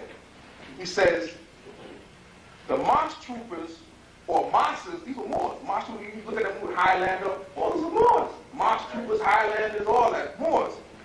Those March troopers or Mosses are thus revealed to us as a race of men so different from the civilized inhabitants of Scotland that the both of them could not be tolerated. It says, but were either killed or transported. Then it also says that the treatment they received was so analogous to that experienced by their kindred across the Atlantic. Talking about so-called Indians being relocated, Trail of Tears. And talking about the Moors over here being relocated. And he says that the treatment they received was so analogous to that experienced by their kindred across the Atlantic that the resemblance hardly needs to be pointed out. And then he says the native Moors or Indians. And then he says a king by the name of Malcolm IV removed them all from the land of their birth and scattered them throughout the other districts of Scotland, both beyond the hills and on this side thereof, so that not even a native of the land, not even a native of that land abode there, and he installed therein his own peaceful people. Sounds familiar? So they take you now. This is what was happening down in the so-called Civil War, what's happening down. They were actually taking your land. You wasn't bred from Africa, you was already here. They would come seize your land, relocate you, sell you over here to be enslaved, and take the land. Pushing you further and further west. And let me just read this also from ancient modern Britain with regards to who were the Danes. And they talk about the Danes conquering Britain in 876 AD. Now check this out. Their technology, the Danes, Moorish navigators, in 876 AD, their technology was so advanced that the white people thought that they called them magi or magicians. And it says in here, with regards to their approach, with regards to the approach of their ships, it says, give me a second to get the page. It says, Simeon of Durham tells us that their approach was heralded by fearful prodigies, which terrified the wretched nations of Anglos, inasmuch as horrible lightnings and dragons in the air and flashes of fire were often seen glancing and flying to them. Look what they're saying. They heard terrible thunderings as their ship approached, and they seen dragons flying to and fro in the air. And then it says, now although all this was mystery and magic to the wretched nation of Anglos, it would not be so to any civilized modern people. Horrible lightnings and dragons in the air and flashes of fire glancing and flying to and fro, accompanied with fire rain, that is by no means an example. These are the ordinary adjuncts of modern warfare. They were launching artillery, modern artillery in 876 AD. when the ships were coming, boom, boom, boom. They was hearing modern artillery being launched. The dragons with tails are flying to and fro in the air were actually missiles being launched. That's the type of technology we was dealing back then. They thought we were magicians. They called us magi. We were so powerful, we had them, just during the time I was saying, like we had them enslaved, that we made them pay us a tribute, daily tribute. This is where you get the word blackmail. The tribute that they had to pay to the Moors is called blackmail. That's what it was called. That's where you get the whole thing black. That was the tax that we put on the Europeans. So there's a whole nother area of our history that we have not looked into. I'm just scratching the surface right now. There's so much more to it. There's so much more to it. And what I want to do is just touch on a couple miscellaneous things, just to show you also, just new developments is coming out every time. The last class, the course that I taught, we graduated over a dozen students. And what's been happening is that, and it was from all walks of life. Some were Masons, some were Hebrew Israelites, some were this, some were that. And once they got this context, now they all coming, they're coming, they constantly bringing me new material every day, new things that they're finding. We constantly, just the other week, I just brought this the other week. And Civil War magazines, right? And on the inside here, and I'll have this up in the front, you could take a picture, look at it. They have a picture of a battle that took place during the Civil War. And when you look at what's on the heads of the fighters, you see blue and red fezzes. Clear as day, blue and red fezzes on their heads. Then I got the other magazine, and they have a picture here of another person fighting in the Civil War. Let me see what's on his head. The fez, this is in this hemisphere. Now, these particular units or regiments was what was known as Zouave troops. What is that about? I gotta look into it. What is Zouave troops fighting in the Civil War? These Zouave troops were so-called Algerians. Now, what are Algerians doing fighting over here in North America? Algerians, fezzes and all, Zouaves. This is where they got the word suave or suave from the word Zouave. They were known as some of the most fierce fighters in this war. They were just known as being fearless. This is where they talk about where they didn't like their guns. They just threw down their guns and just attacked with knives. It was just fearless. I mean, just knowing that it was a Zouave troop, you struck fear. You know what I'm saying? So we just got this information. Now we're looking deeper into that aspect of it. And then I came across something else, and this bugged me out. This is something brief, but it just bugged me out. And I got this from an older Nexus magazine, and in it they did a series called "The History of Banks," History of Banking. And it wasn't even the article was not even about this. It's not even about what I'm about to read. He just said this in passing, and the way he said it was as if like, I don't even have to justify this. I don't have to prove this. This is just known. Check out what he said. He said, there was a hue and cry in the newspapers of the Northeast banking interests to execute the president of the vanquished Confederate States of America in the South. For 2 years, the president of the South was kept in a dark, wet, cold cell in the side of an earthen bank in Fortress Monroe. He was an ill and broken man when put there. He should have died and was expected to die. When it was apparent that there was no way the ravaged and occupied South, parentheses, which was ruled by blacks, could ever revolt, he was released. Oh, wait, hold up. He just threw that in there. I mean, in parentheses, he just says, which was South, which was ruled by blacks. And I said, wait, he just threw it. He didn't even try and prove it or nothing. He just said it as if, like, this is just common knowledge. And I seen it mentioned in other books, talking about carpetbaggers, talking about how the South was ruled by black people. So someone else, see, what happened was that we had a plantation system already here, the Moors set up over here, where we had Europeans on it. And what happened was that they just took over the slave system that we already had. They just reversed it. And we became the slaves, the prisoners of wars and the slaves. So they just took over what was already established. This is why a lot of the ones who already managed the plantation just became overseers. Just doing what they've always been doing, but now they're giving the fruits of their labor to the European because they were defeated in particular wars or battles. All right? And there was something else that I wanted to... Oh, Here, all right, let me just keep this right here. In this lesson also, I have a series of pictures in here. And this was a motif, and they constantly did this. They constantly showed pictures of famous European generals or leaders or whatever up front, and in the background you see a little more in the background, as if he's like some little servant or something like that. In reality, the European you see up in the front was the student of that little Moor you see in the background, who they portraying as a little servant. This was a motive, but they could not reveal who it was that was teaching them this science, because our heads would have been taken by the sword for teaching it to them. So we put them on the sword and told them not to reveal the secret. So you see, here's a picture of Peter the Great, and you see a Moor in the background, looking over his shoulder. That's the teacher. This is a student up front here. Then you see another picture here of George Washington. You can't really see it from now. I don't expect you to see, but I'm just going to show it. The family of George Washington, and here in the corner, you see a brother back here. In the corner, in the shadows, back in the corner, there's a brother back there. Here's a picture of George Washington, and here's Prince Whipple in the back with a turban, and a feather in a turban. Now check this picture. Now, here's Prince Whipple, and back of him with a turban on. I just want to show you this picture. Where's that? Here's a picture of Noble Ali with a turban, with a feather in it. And here's a picture, and they look almost similar. Prince Whipple with a turban and a feather. And it was said that what? George Washington chopped down a cherry tree, which was dealing with the Moorish flag and the Moorish fez, and put it into a conservatory and hid it there. And who was it that reclaimed it? Noble Ali.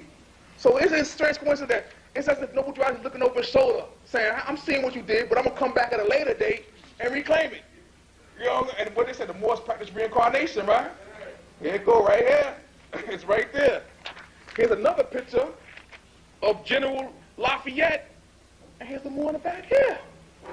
So wait a minute. Why is all these pictures of these famous white people and the Moor in the background? There's something deeper to this. You know what I'm saying? You see, and here's a picture of John Tribune, Lieutenant Governor, and his Negro servant in the back. And you see the same motive throughout. This was a motive where those who know understood that, and back at him, that was his teacher, who was teaching that European that was in front. And now some people say Ben Bey, the Moors, who told them they traitors. Why they did that? They're not traitors. Those were the Moors who stood for the true principles of what the Moorish civilization was about, and they rebelled against the Moorish Empire, which had got corrupt and began to enslave people, and the rulers of sultans got greedy and began to give the people Islamism, which was religious mystery and spook god worship. Instead of giving them the signs of masculine from 0 to 9, zodiac and geometry, that was hidden. And that was considered like taboo. That was considered bad. And you had to deal with the religious mystery part, because they understood that religion is a form of mass control, or so that the Moorish Empire had got corrupt, hid the truth from the people, and began to enslave the people. So then you had a series of Moors who stood for the truth of what the Moorish Empire was about, and they said, well, you know what we're going to do?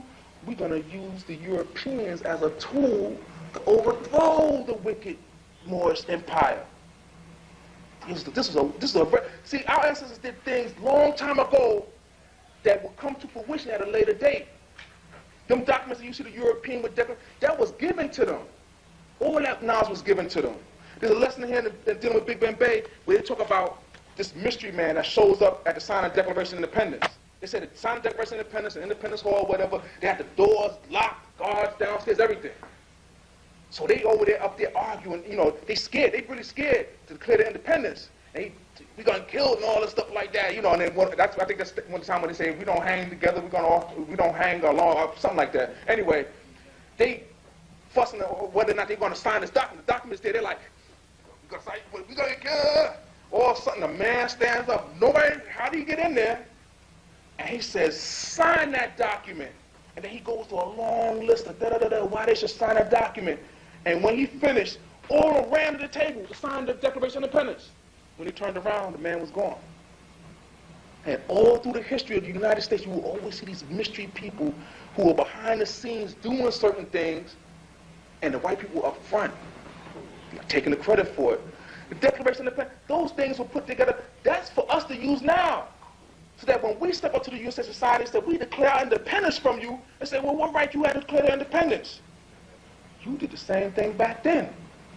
In the list of abuses that you gave to justify you declaring it, we got a list 10 times longer than that to justify our claim. And if what we are doing now is invalid, then what you did back then is invalid. See, we got to know how to use the same documents that they use. We can use the same things to do what we got to do in this time, because when our ancestors put them things together, they really put it together for us in this day and time. And this is why they was told, sign that thing. Because my descendants in the future will be able to use that. I was talking with Brother Hakim, about the importance of land and deal with land. And I'm going to work with Brother Hakim on that, of us securing land, because, see, land, nature, that's the foundation of our spirituality. Our spirituality is nature-based. You're never going to be truly spiritual people while you're walking out here on concrete, and you never really make contact with the earth. Sometimes you just got to go out there, put your feet up, and establish that contact. We got to study the plants and all these things that our ancestors used at one time. When you go out, there's so much right out here. Me and the brother, we went out. There's so much stuff right in your own backyard that you don't even realize. You got, it's wilted now, but you got yellow dye. It's right outside this building, just grows wild everywhere. And this is one of the best brook purifiers you can use. You get that root, chop it up, dry it out, you drink that, that will purify your blood. And it's also a good source of iron. So when women, after the menstrual cycle, whatever, they lose a lot of blood and iron, this will replenish it. You got plantain leaf. Grows wild everywhere. It's right outside the building also.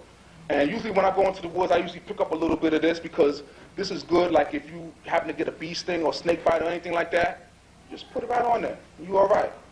Any kind of cut, wound, anything. So I always keep some of this with me when I go into the woods. Also, if I know I'm going to be going on a long hike or whatever, I put some in the bottom of my shoes. That's what our ancestors did right here.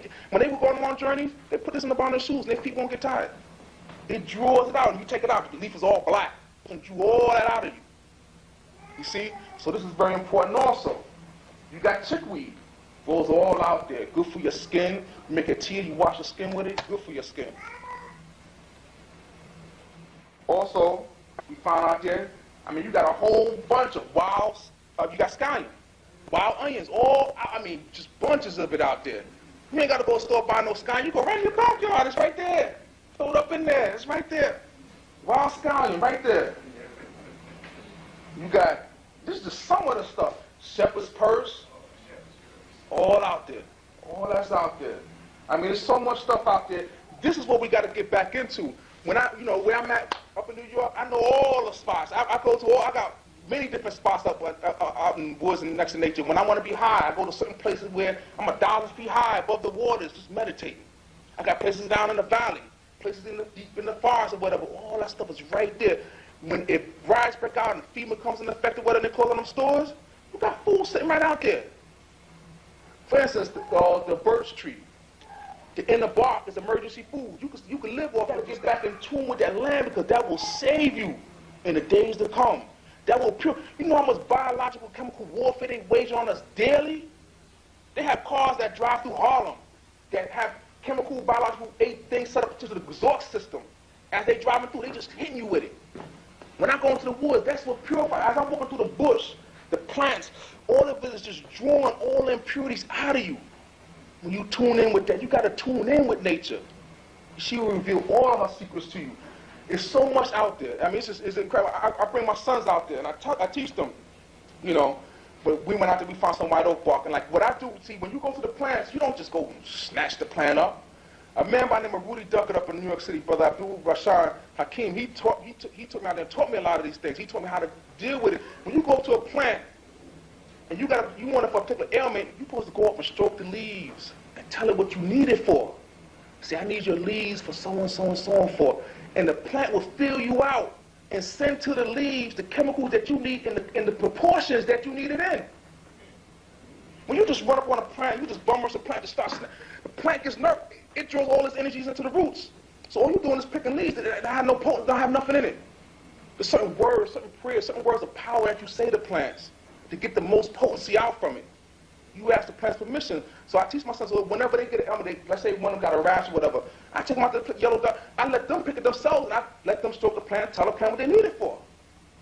And you don't just destroy the plant. You just try and pick enough that you need. Because I told him, I said that same tree or plant could be used for many generations. So that my children know that when they get a headache, they go to this particular tree. When their children, they all know that when I just go on my backyard and go to that tree. This is the relationship that we had, and the plant it took care of us because it said, look, I'm going to give to you because I know you're going to preserve me. You need me, because I'm going to work with you. And this is what we got to get back into this time. We got to evolve and develop technology. We are being called upon the world today. We at 144,000. We got to realize who we are, reclaim our nationality, and realize who we are, deal with more science. More science encompasses everything. You could deal with every science, any science, and that's more science. In the Moors, there's no such thing as, nah, brother, we don't deal with that, nah. Now-minded, dogmatic type of approach. Nah, we do the science to everything in life. Everything in life. And it's important to get in tune with nature because it will save your life. You will know what's going to happen, when it's going to happen, what you should do to save yourself from that. And I'm just learning myself, but I'm into it. I mean, in my car, I got my machete down underneath there, I got my shovel, I got everything in there. I'm going to work, just like countryman. I go in there, I just get into it. I just love it. I stay in there sometimes a whole day, and I can't even describe it. You just got to experience it. And this is what we want to work on in terms of getting land, building retreats, just having things where we can go out there and just meditate. It'll cleanse you. It'll help you overcome all your problems. It'll recenter you, refocus you. Sometimes you got to step outside of your situation to understand your situation. Sometimes I'm in the woods, and I'm like 1,000 feet high, and I see New York City just like this. And I'm looking at it. I say, boom. All right, here I am. I'm in there. I got children. I'm doing this and that. I can see what's going on. You know what I'm saying? Sometimes when you're in it, you can't see the forest for the trees. You got to step outside of it so you can say, boom, this is what's happening. And then when you go back in it, you're more better prepared to deal with it. You see, we got to develop a technology that's in harmony with nature, that doesn't destroy it, but that's balanced with it. This society is out of balance. Technology is all up here, and society's down here. The highest crime rate, places like New York, different. You got more people killed in 1 year that's killed in these different wars that's happening in the Middle East and all this stuff like that. And there's no stated declaration of war, but more of us is dying in these cities. More of us is dying in these cities. So we got to wake up and realize what's going on. Time is but short. You know, those of us, I myself, I'm content with just a simple way of life. Things I enjoy don't cost money. It don't cost money for me to go in the woods and meditate, take my children there, let them explore it and enjoy it and so on and so forth. It don't cost money to do those things. I'm content with that way of life. And everything else is extra. The cities, all the stuff will fall apart. I'll be content with that. Return back to nature. Return back to square one. So once we know that, that will be your insurance. So that anything that may happen, you will be prepared to deal with it. It's not okay. You know, they were able to do what they were able to do because of certain things that we did that sort of set us up for it. Because, like I said, what goes around come around. Certain divine energies wasn't working for us. This is why they were able just to march in and do certain things. And our divine talismans and sacred things just wasn't working the way it used to work.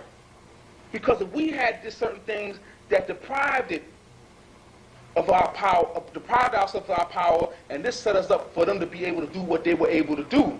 Certain things. In terms of conquerors. In other words, they rose up. We had them in slavery. And, I don't get into people about how their slavery was worse than ours. Slavery is slavery. I don't get to which is worse. We had certain dungeons, certain places, and Britain stuff, we had them in dungeons, chained down in there.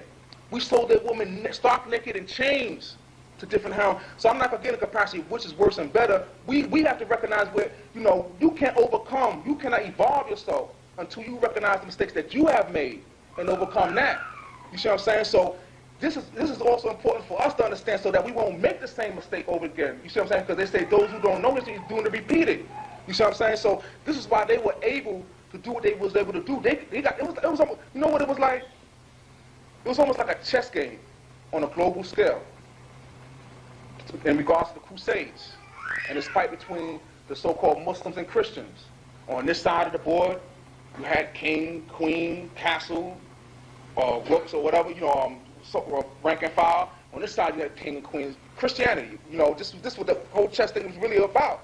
And then you notice, now we were the most powerful at that time. So we said, we let y'all make the first move. And you see in chess, white always makes the first move. Now, we had the upper hand, but then the tables was turned, and the situation that we had them in, they now have us in that situation. This is why some of the things that they did to get themselves out of, we find ourselves now doing. And in regards to the first question, the significance of Moor, the Moorish is the dispensation of civilization.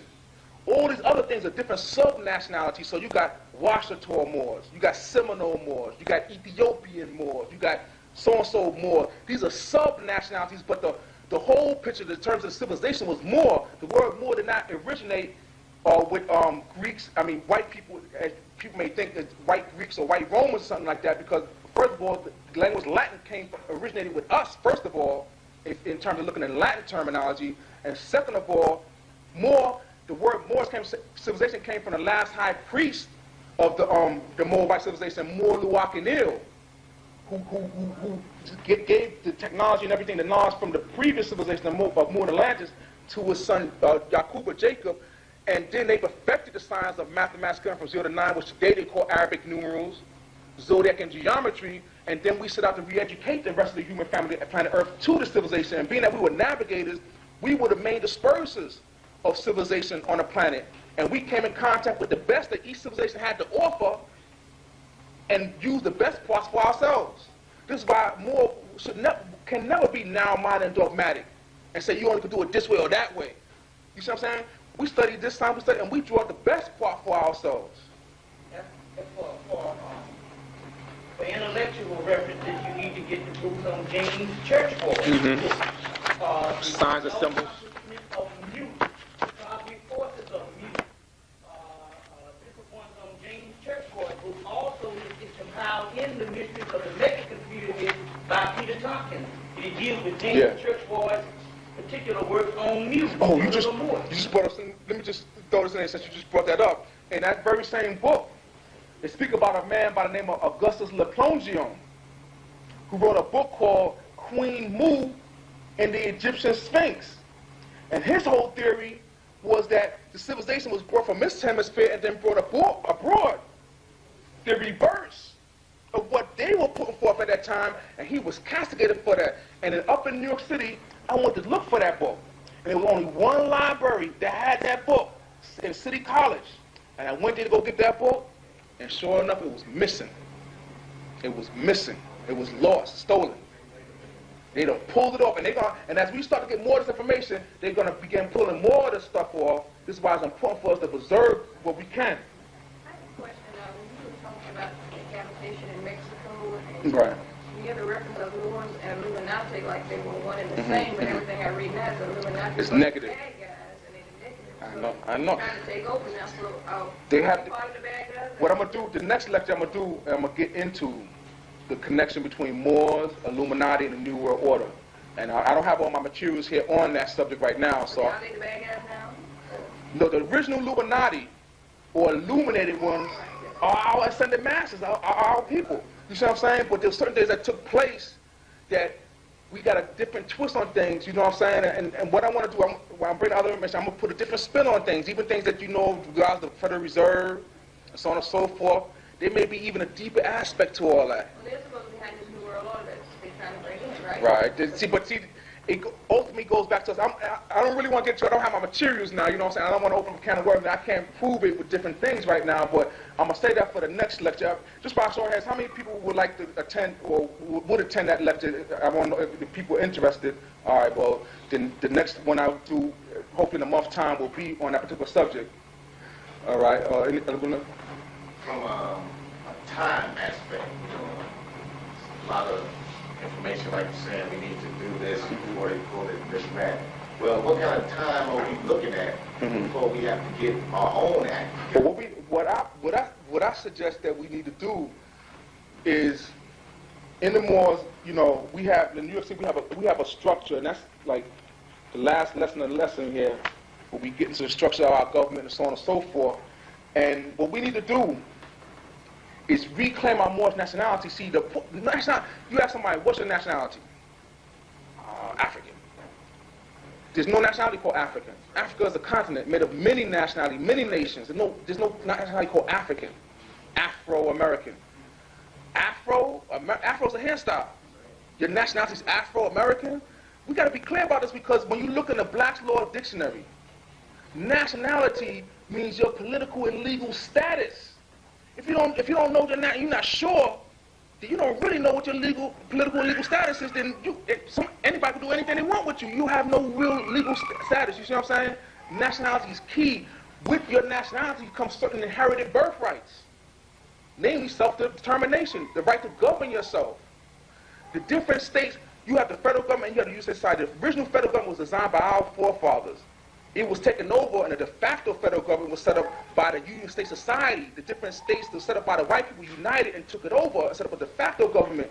The different states, the several states of the Union, were all their constitutions. They have their own constitutions, but based on the Magna Carta, which was a Christian code of conduct, based on their particular custom, common law custom practices and usages. We need to come together, put together a governmental structure and staff it. Have brothers in charge. This is what we're striving to do in New York City. I'm the WISE team. I'm the head of the Department of Education. We have another brother that we're putting in the head of the Department of Transportation for ourselves, our own court system, and so on and so forth.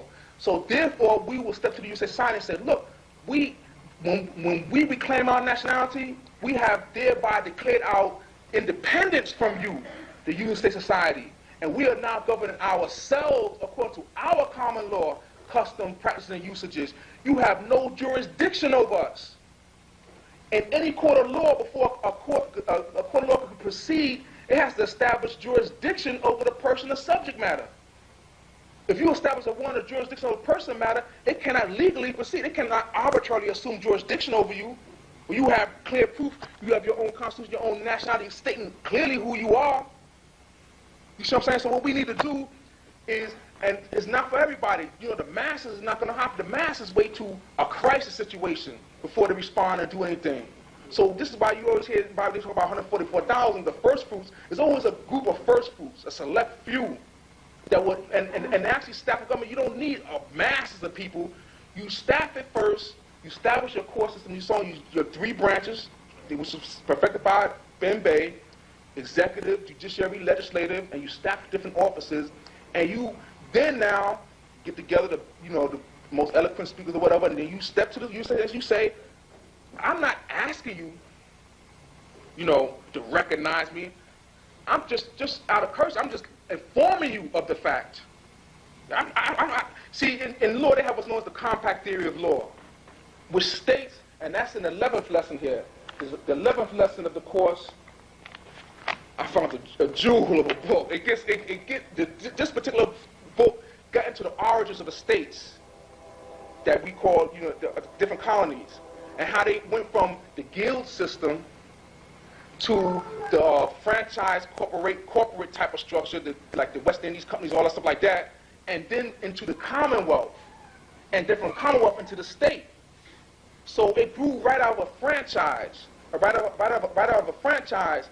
And what it was a group. See, in the compact theory of law, says that when a free and sovereign individuals come together and decide to collectively govern themselves by reason of their mutual agreement, that government is valid. That's the compact theory of law. That's what they did on the Mayflower Compact. They agreed amongst themselves before they set foot on land. They said that when we get there, we will collectively govern ourselves. And that became what's known as the state of Massachusetts. So here we go again. Therefore, when we claim to govern ourselves in our government, they say, well, that's invalid. Well, half of your states is invalid then because y'all did it all based on the same thing. See, we got to know how to use what they're using against them. You see what I'm saying? So what we need to do is form a government, staff it, and begin to function and stuff, irregardless of whether or not they want to recognize it or what. And we got to do what we got to do to get it recognized on a global level. If they don't recognize, there's other nations in the world that will recognize. You see what I'm saying? And then from that point on, more people begin to get attracted when they see us doing what we do. Then we can begin to claim our land and do certain things.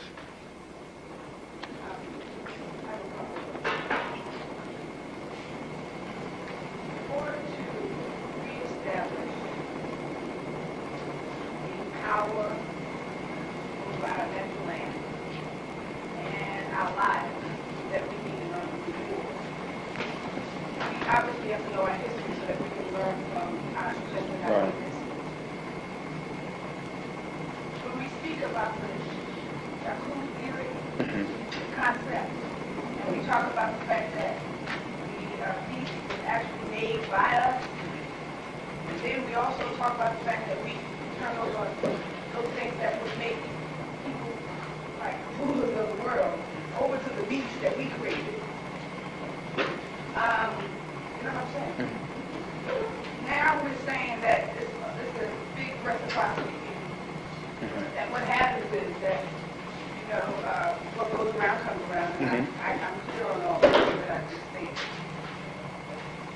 My question to you is, then,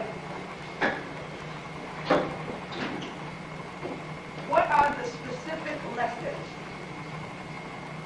that we should learn from them to establish going on from here and not recreating that kind of disaster? You know, I want to know. But what the goal of our ancestors when they perfected the code of the Moorish civilization, which consists of mathematics from 0 to 9, zodiac and geometry, they had a vision of a world order, of a one world order, where the people were educated, were given certain tools. For instance, the science of mathematics from 0 to 9, the zodiac and geometry. These are tools that, when applied to nature, will reveal the secrets of nature to you and show you the correct relationship that you need to establish with it. So their vision was that once the human family of planet Earth are properly re-educated to this science, you don't need a police force. You don't need a priest, a rabbi, imam standing over them telling them what to do. They will be able to exist under one law. Do as you will, as long as you do not infringe upon another person's right the same, and they will be educated and responsible enough to live under that one law. When you see a civilization like this civilization with hundreds of codes, laws, statutes on the books, that shows you that's a decadent society. Because they got to tell you and they got to force you to do what you know is right. But when you properly educate the people and give them the truth, they will do what's right. When I was in New York City teaching the board education, I came in there with my fez on, and and you know how the board education system is. I was in there and I was teaching you sciences about the mind, about dreams, about the melanin. They was like, I mean, they were so hungry for it. When the bell would ring, they didn't want to leave. I had to actually force them to leave so the next class would come in. The youth, they are hungry for this truth. They're hungry for this knowledge. So if they're in the state that they are now, it's our fault. Because we did not give them what they need to know. We did not give them the proper tools, so they out there killing each other off. You see what I'm saying? So the ultimate goal was to establish a civilization based on universal principles, as opposed to now-minded religious dogma. See, all the different religions are based on the same universal principles. They just circumscribe it with different rituals and ceremonies, and then they argue amongst themselves over the different. Oh, you got to pray this way. You got to do this way. Yeah. See, you know, but then you miss the forest for the trees. What is the true purpose of all of this? Of all those things? They're all based on the same universal principles. So the purpose of the Moors was to bring us back to universal principles, and then you could have variations on how it's expressed. But that's just showing you the truth from many different angles. The beauty of the truth is like a bouquet of flowers or a diamond with many facets. So the lesson that we need to learn is that we got to get beyond religious mystery. You see, you had two systems here. Religious mystery, and you got what they call masonry, which in reality deals with the evolution of man, you see what I'm saying, to his God-like, the unfolding of his God-like potential. Whereas the other suppresses man under the guise of morality. This is where you get the whole thing with Cain and Abel. And Cain is made to be seen like he's the bad guy. Cain is the agriculturalist, you see what I'm saying, dealing with the fruits of the earth. And Abel is the shepherd, the nomadic one, offering up the meat sacrifice. Now, what happened was that Abel represents religious mystery, whereas Cain represents masonry. When he so-called killed Abel, he was exiled to where? The land of Nod, which really translates to node or anode. What's the opposite of the anode? Cathode, catholic, cathode. So you got the anode system, you got the cathode. One deals with the evolution of man to his fullest God-like potential, so that he can live under that one law, and the other deals with the suppression of man under the guise of religious morality. That's the true big brother that tries to control every aspect of your life through a priesthood. when really the goal of our ancestors was to give you the proper tools of the universal sciences that you need, and then you go out and navigate the course of your own life, because you're a navigator. And I'm so busy navigating my ship, I ain't got time to navigate your ship. So let me give you the tools of navigation, the tools that you need to navigate the course of life, and you go on and navigate the course of your own life. And that was the ultimate goal. So what we were supposed to learn was that we was not supposed to get involved with enslaving anybody, hiding knowledge, hiding the truth from people so that you can enslave them and exploit them. We was not to break ourselves into different religious factions based on various religious dogma and religious mystery of different varieties. That we was to deal with universal science and principles and establish a sound relationship with nature and the earth. That was the goal, and that is what we were supposed to learn. That White House that was set up by Ben Bey in terms of universal principles of science and government was supposed to be the true United Nations, where the people of the planet were supposed to be guided and represented and guided by the true science. In our structure of our government, we had what's known as the Rothschild Baruch, or the Star Zodiac Chamber. That was supposed to be a part of the Washington, D.C., where certain calculations were made in regards to the sun, moon, and stars and the different cycles. And then our laws are based on those divine laws, not man-made codes, laws, and statutes. You see what I'm saying? But that has been left out. That's why on the back of the bill you see the pyramid, the cap is separated. The body pyramid symbolizes the masses of people, and the cap symbolizes the Illuminati or the illuminated ones who know the truth, but that truth is separated from the masses, and this is why you got the state of affairs on a global level like you see now. So our job is to come together amongst ourselves, govern ourselves by universal moral science, the universal principles, and then set the example and re-educate the rest of the human family planet Earth, the 144,000, because 144 is 12 square. Which means what? We are to square off the rest of the planet with the 12 signs of the zodiac, mathematics and geometry. And then you look at the layout of New City of Jerusalem, and all the measurements boil down to 12. Shows you that the number 12 is the key to the New World Order. And the science of the zodiac, if you properly understand it, even though it's been commercialized, if you understand that science, it will show you the perfection of government and society. Everything, economics, everything should be based on that zodiac, which we trivialize, but we don't know what we're dealing with. So that was the ultimate goal of our forefathers. Now let me say one thing, because this is a vast topic. The course that I taught was 12 sessions, and that was just laying a basic foundation. So I know in these couple hours here, you're not going to get the full content, but I'll try my best. But Just a couple of questions. What I'm trying to understand is back to the system that we're under. The main irony for me is that what you're saying is that basically, I've heard you say before that like presidents, they're all like master masons or whatever, but what you're saying is that they hold the secrets that you talk about. You say they hold them right now. They have them and they pass them down, but they don't fully understand what they have. They transmit them, they preserve them, they protect them, but don't fully understand what they have. It's like, you could have something, but if you don't know how to really truly utilize it, it don't really is of no good to you. You know what I'm saying? I could live in a house, and under that house could be a gold mine. But if I'm not conscious, I don't know how to dig it out and get it and utilize it, then it's really of no good to me. So they have certain things, they transmit certain things, they preserve certain things, but don't fully understand what they do have. We have the key. We have the solution to it. So you're saying like, I'm trying to couple it together. You mentioned, hey, when they see, when some of these folks in the know, right? You be on the 25th Street, see European church in the body, see the feds, and they say, whoa, stuff like that. They'll hit you with certain jewels. They'll give you certain things. I had certain professors in colleges, hit me off with this, check this out, or here. But what I'm saying, man, is like to say, okay, he's wearing the fez, so he's cool, we can back off from him. But this brother standing next to him without a fez, I can go ahead and kick him through all one. Well, it's not really that simple. It's not that simple. Anybody could throw a fez up on his head. But like the elders always taught us, sincerity is everything. If you sincere in this, and you will exude it, people will just pick up on you. I've been in a simple situation, I didn't have the fez on. but they was able to pick up certain things, and based on that was able. So it's more than just the feds. The feds is just outward manifestation of what you're supposed to have inside. Well, basically, is an Haitian. They say, hey, that black guy's okay. You need to know. Like I said, it's not that simple. It's not that simple. They're not gonna sit back and say he has the fez on his head, so he's okay. And or he exudes whatever, and he's okay. And I can't mess with him, but I can mess with these over here. I'm gonna do that right in front of his face. Right, to a degree. Like I said, it's not always that simple. But they will treat you like, for instance, like when I was doing my whole thing with the tax with the board of education. You know what I'm saying?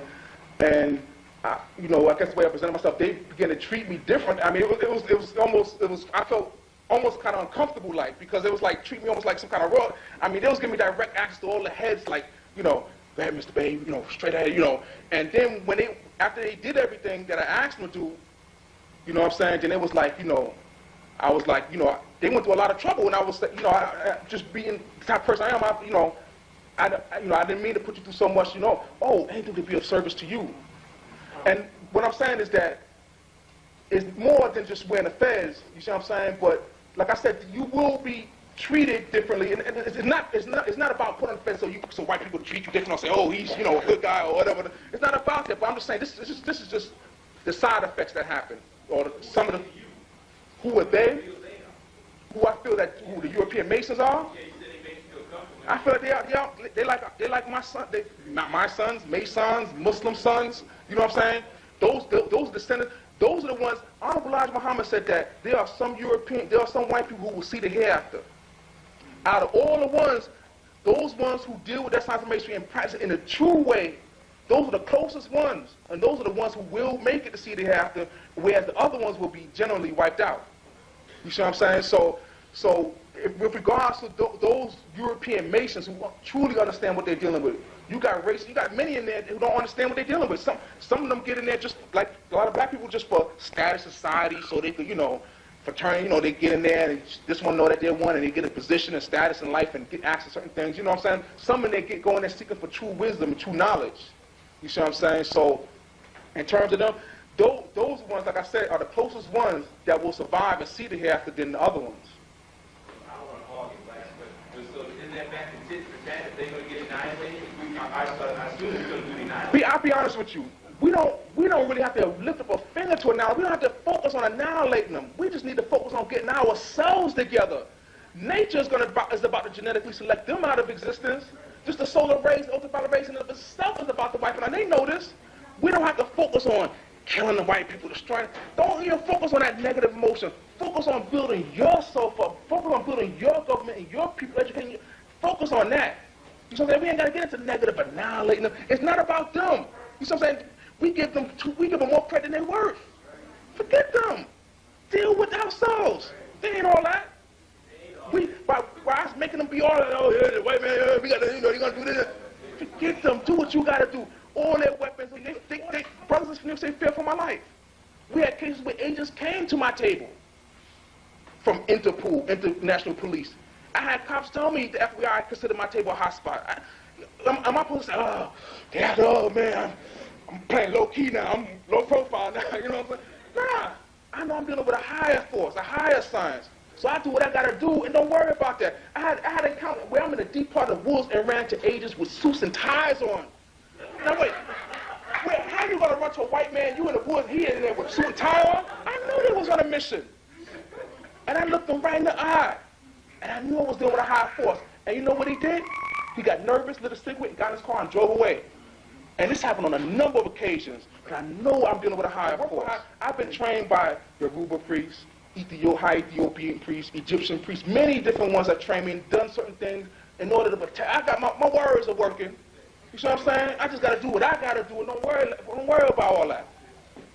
Well, now what you were just mentioning about the mothership and what he's talking about what's going to happen to white people. But at the same token, you know, anytime black folks do try to come together and get their act together, there is this amount of resistance from the white community, regardless of our votes. And you know, like the Waco type thing is a good example. You know, as well as like the LA riots where they pretty much prepared. This is why we gotta do certain things, being that we know this already, we just take certain precautions to take care of that, and we move in a certain way strategically. It's like a military maneuver, you know what I'm saying? It's like the art of war. Make a noise over here and attack from this side. You know, art of, you know what I'm saying? We got to move strategically. It's not. We were ancient masters of the art of war. They study Hannibal and stuff to this day. So it's not. There's no obstacle that we cannot overcome in this day and time. We apply ourselves. You know, we can sit back and say, "Oh, this is my habit. They're gonna do." Let's just do the work. Let's just do it, and everything else will fall into place. We say up in the Great Seal that until we activate our government, which is we have set up like what we call the Hex Alpha, some call it 6-point star, whatever, and staffing and activating our government in and of itself is a talisman. It's an activation of a talisman. We will reactivate certain energies and forces that will come into play. But us doing what we got to do. Don't sit back and wait for a mothership to come and kill white people. No, do what you got to do. You make the first move, and then the rest will come into effect. Oh, just probably didn't you right there. Yes, is this when, how could I tap into it, or any individual?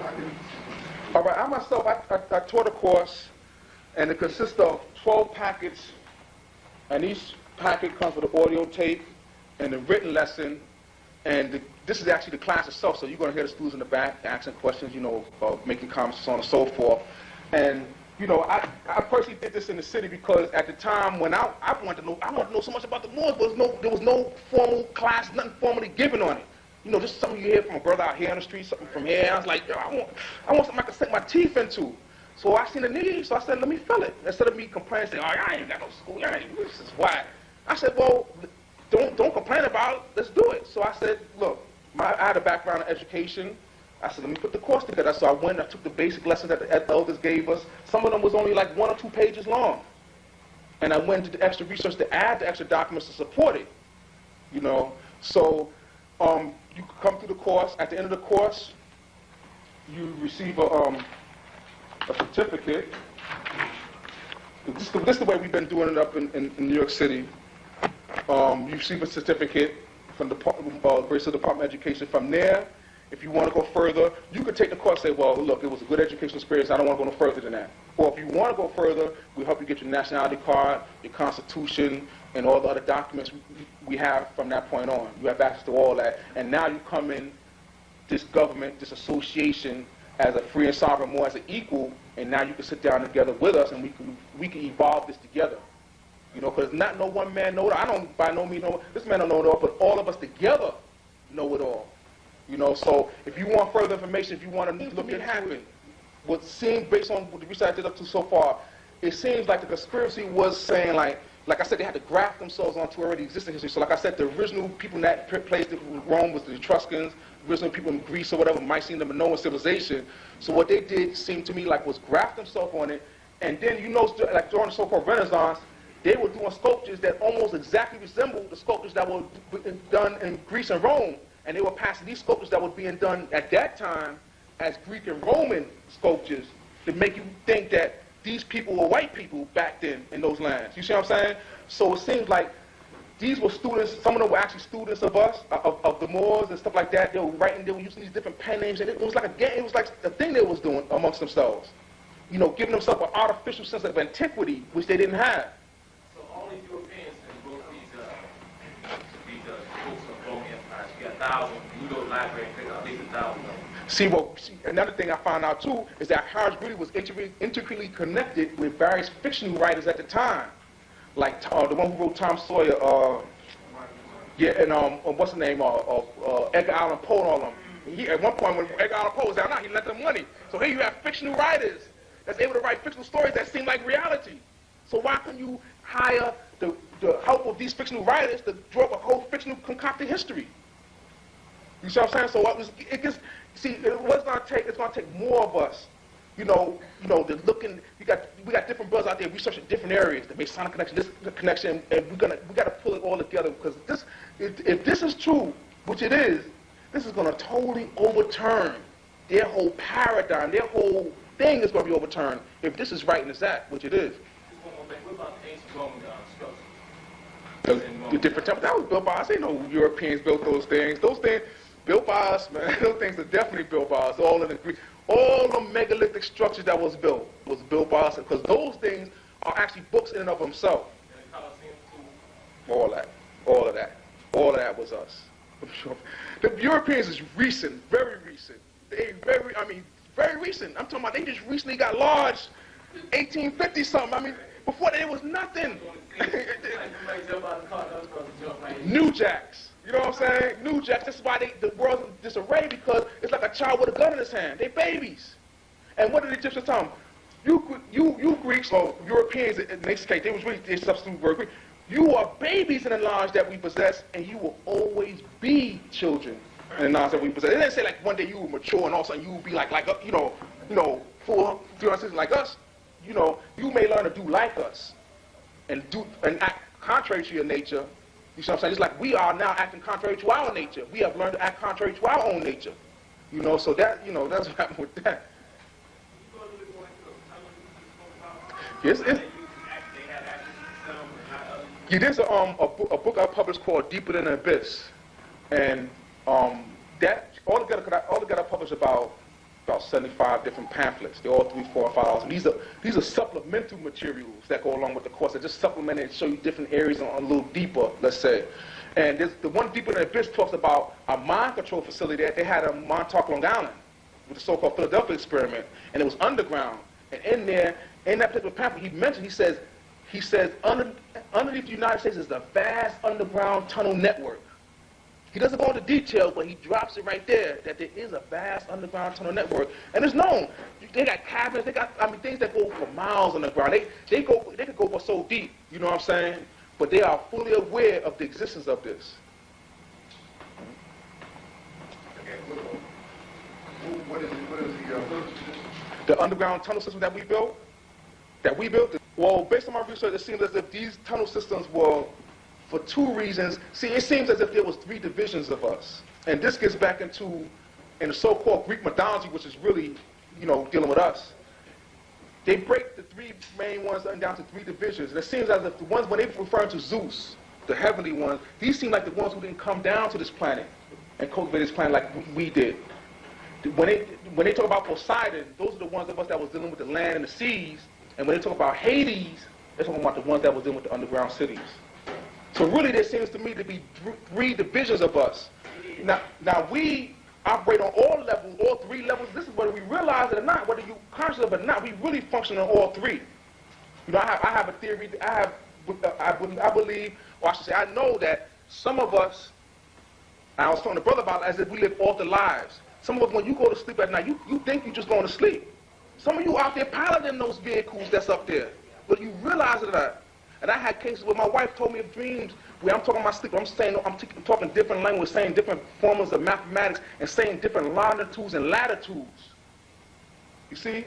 So we got to realize who we are. Some of us, you exist in sometime on more planes than you think you are. You know, so it seemed as if there was three divisions. Hades symbolizing those ones that was dealing with the underground cities. Shambhala, when you go up into the North Pole, you go keep on going, there's cities inside there. Those of us who was dealing with on the surface, and those of us who never came down, who said, y'all going to one day forget who you are, and we're going to come back and have to rescue you one day to make you realize you're going to get so immersed into the flesh that you're going to forget who you are, the divine entities that you are, because we cultivated this planet, and some say we came here from the star system Sirius. And we came here and cultivated this planet. It's like you cultivate a garden. You know, and I heard it said that this planet, the Moors refer to as the treasure chest of the universe, containing all the species and genetic codes for everything out there. This is why you got different beings come here just to refurbish their genetic code, because it's all here. When you go look into the deepest parts of the ocean, you see fishes, you see animals that look like they're from other worlds. Jellyfish with lights going around, look like UFOs. Some of these species may actually be the basis of a whole system of life in other solar systems, right here on this planet. You got worlds, millions of worlds right here on this planet, right here. And this is why the elders told us, they said that if you want to measure ceiling, but it's too far, you measure the floor. So if you want to understand all that's out there, look right down here on the earth. And I'll take one more question, and I'm going to close on out.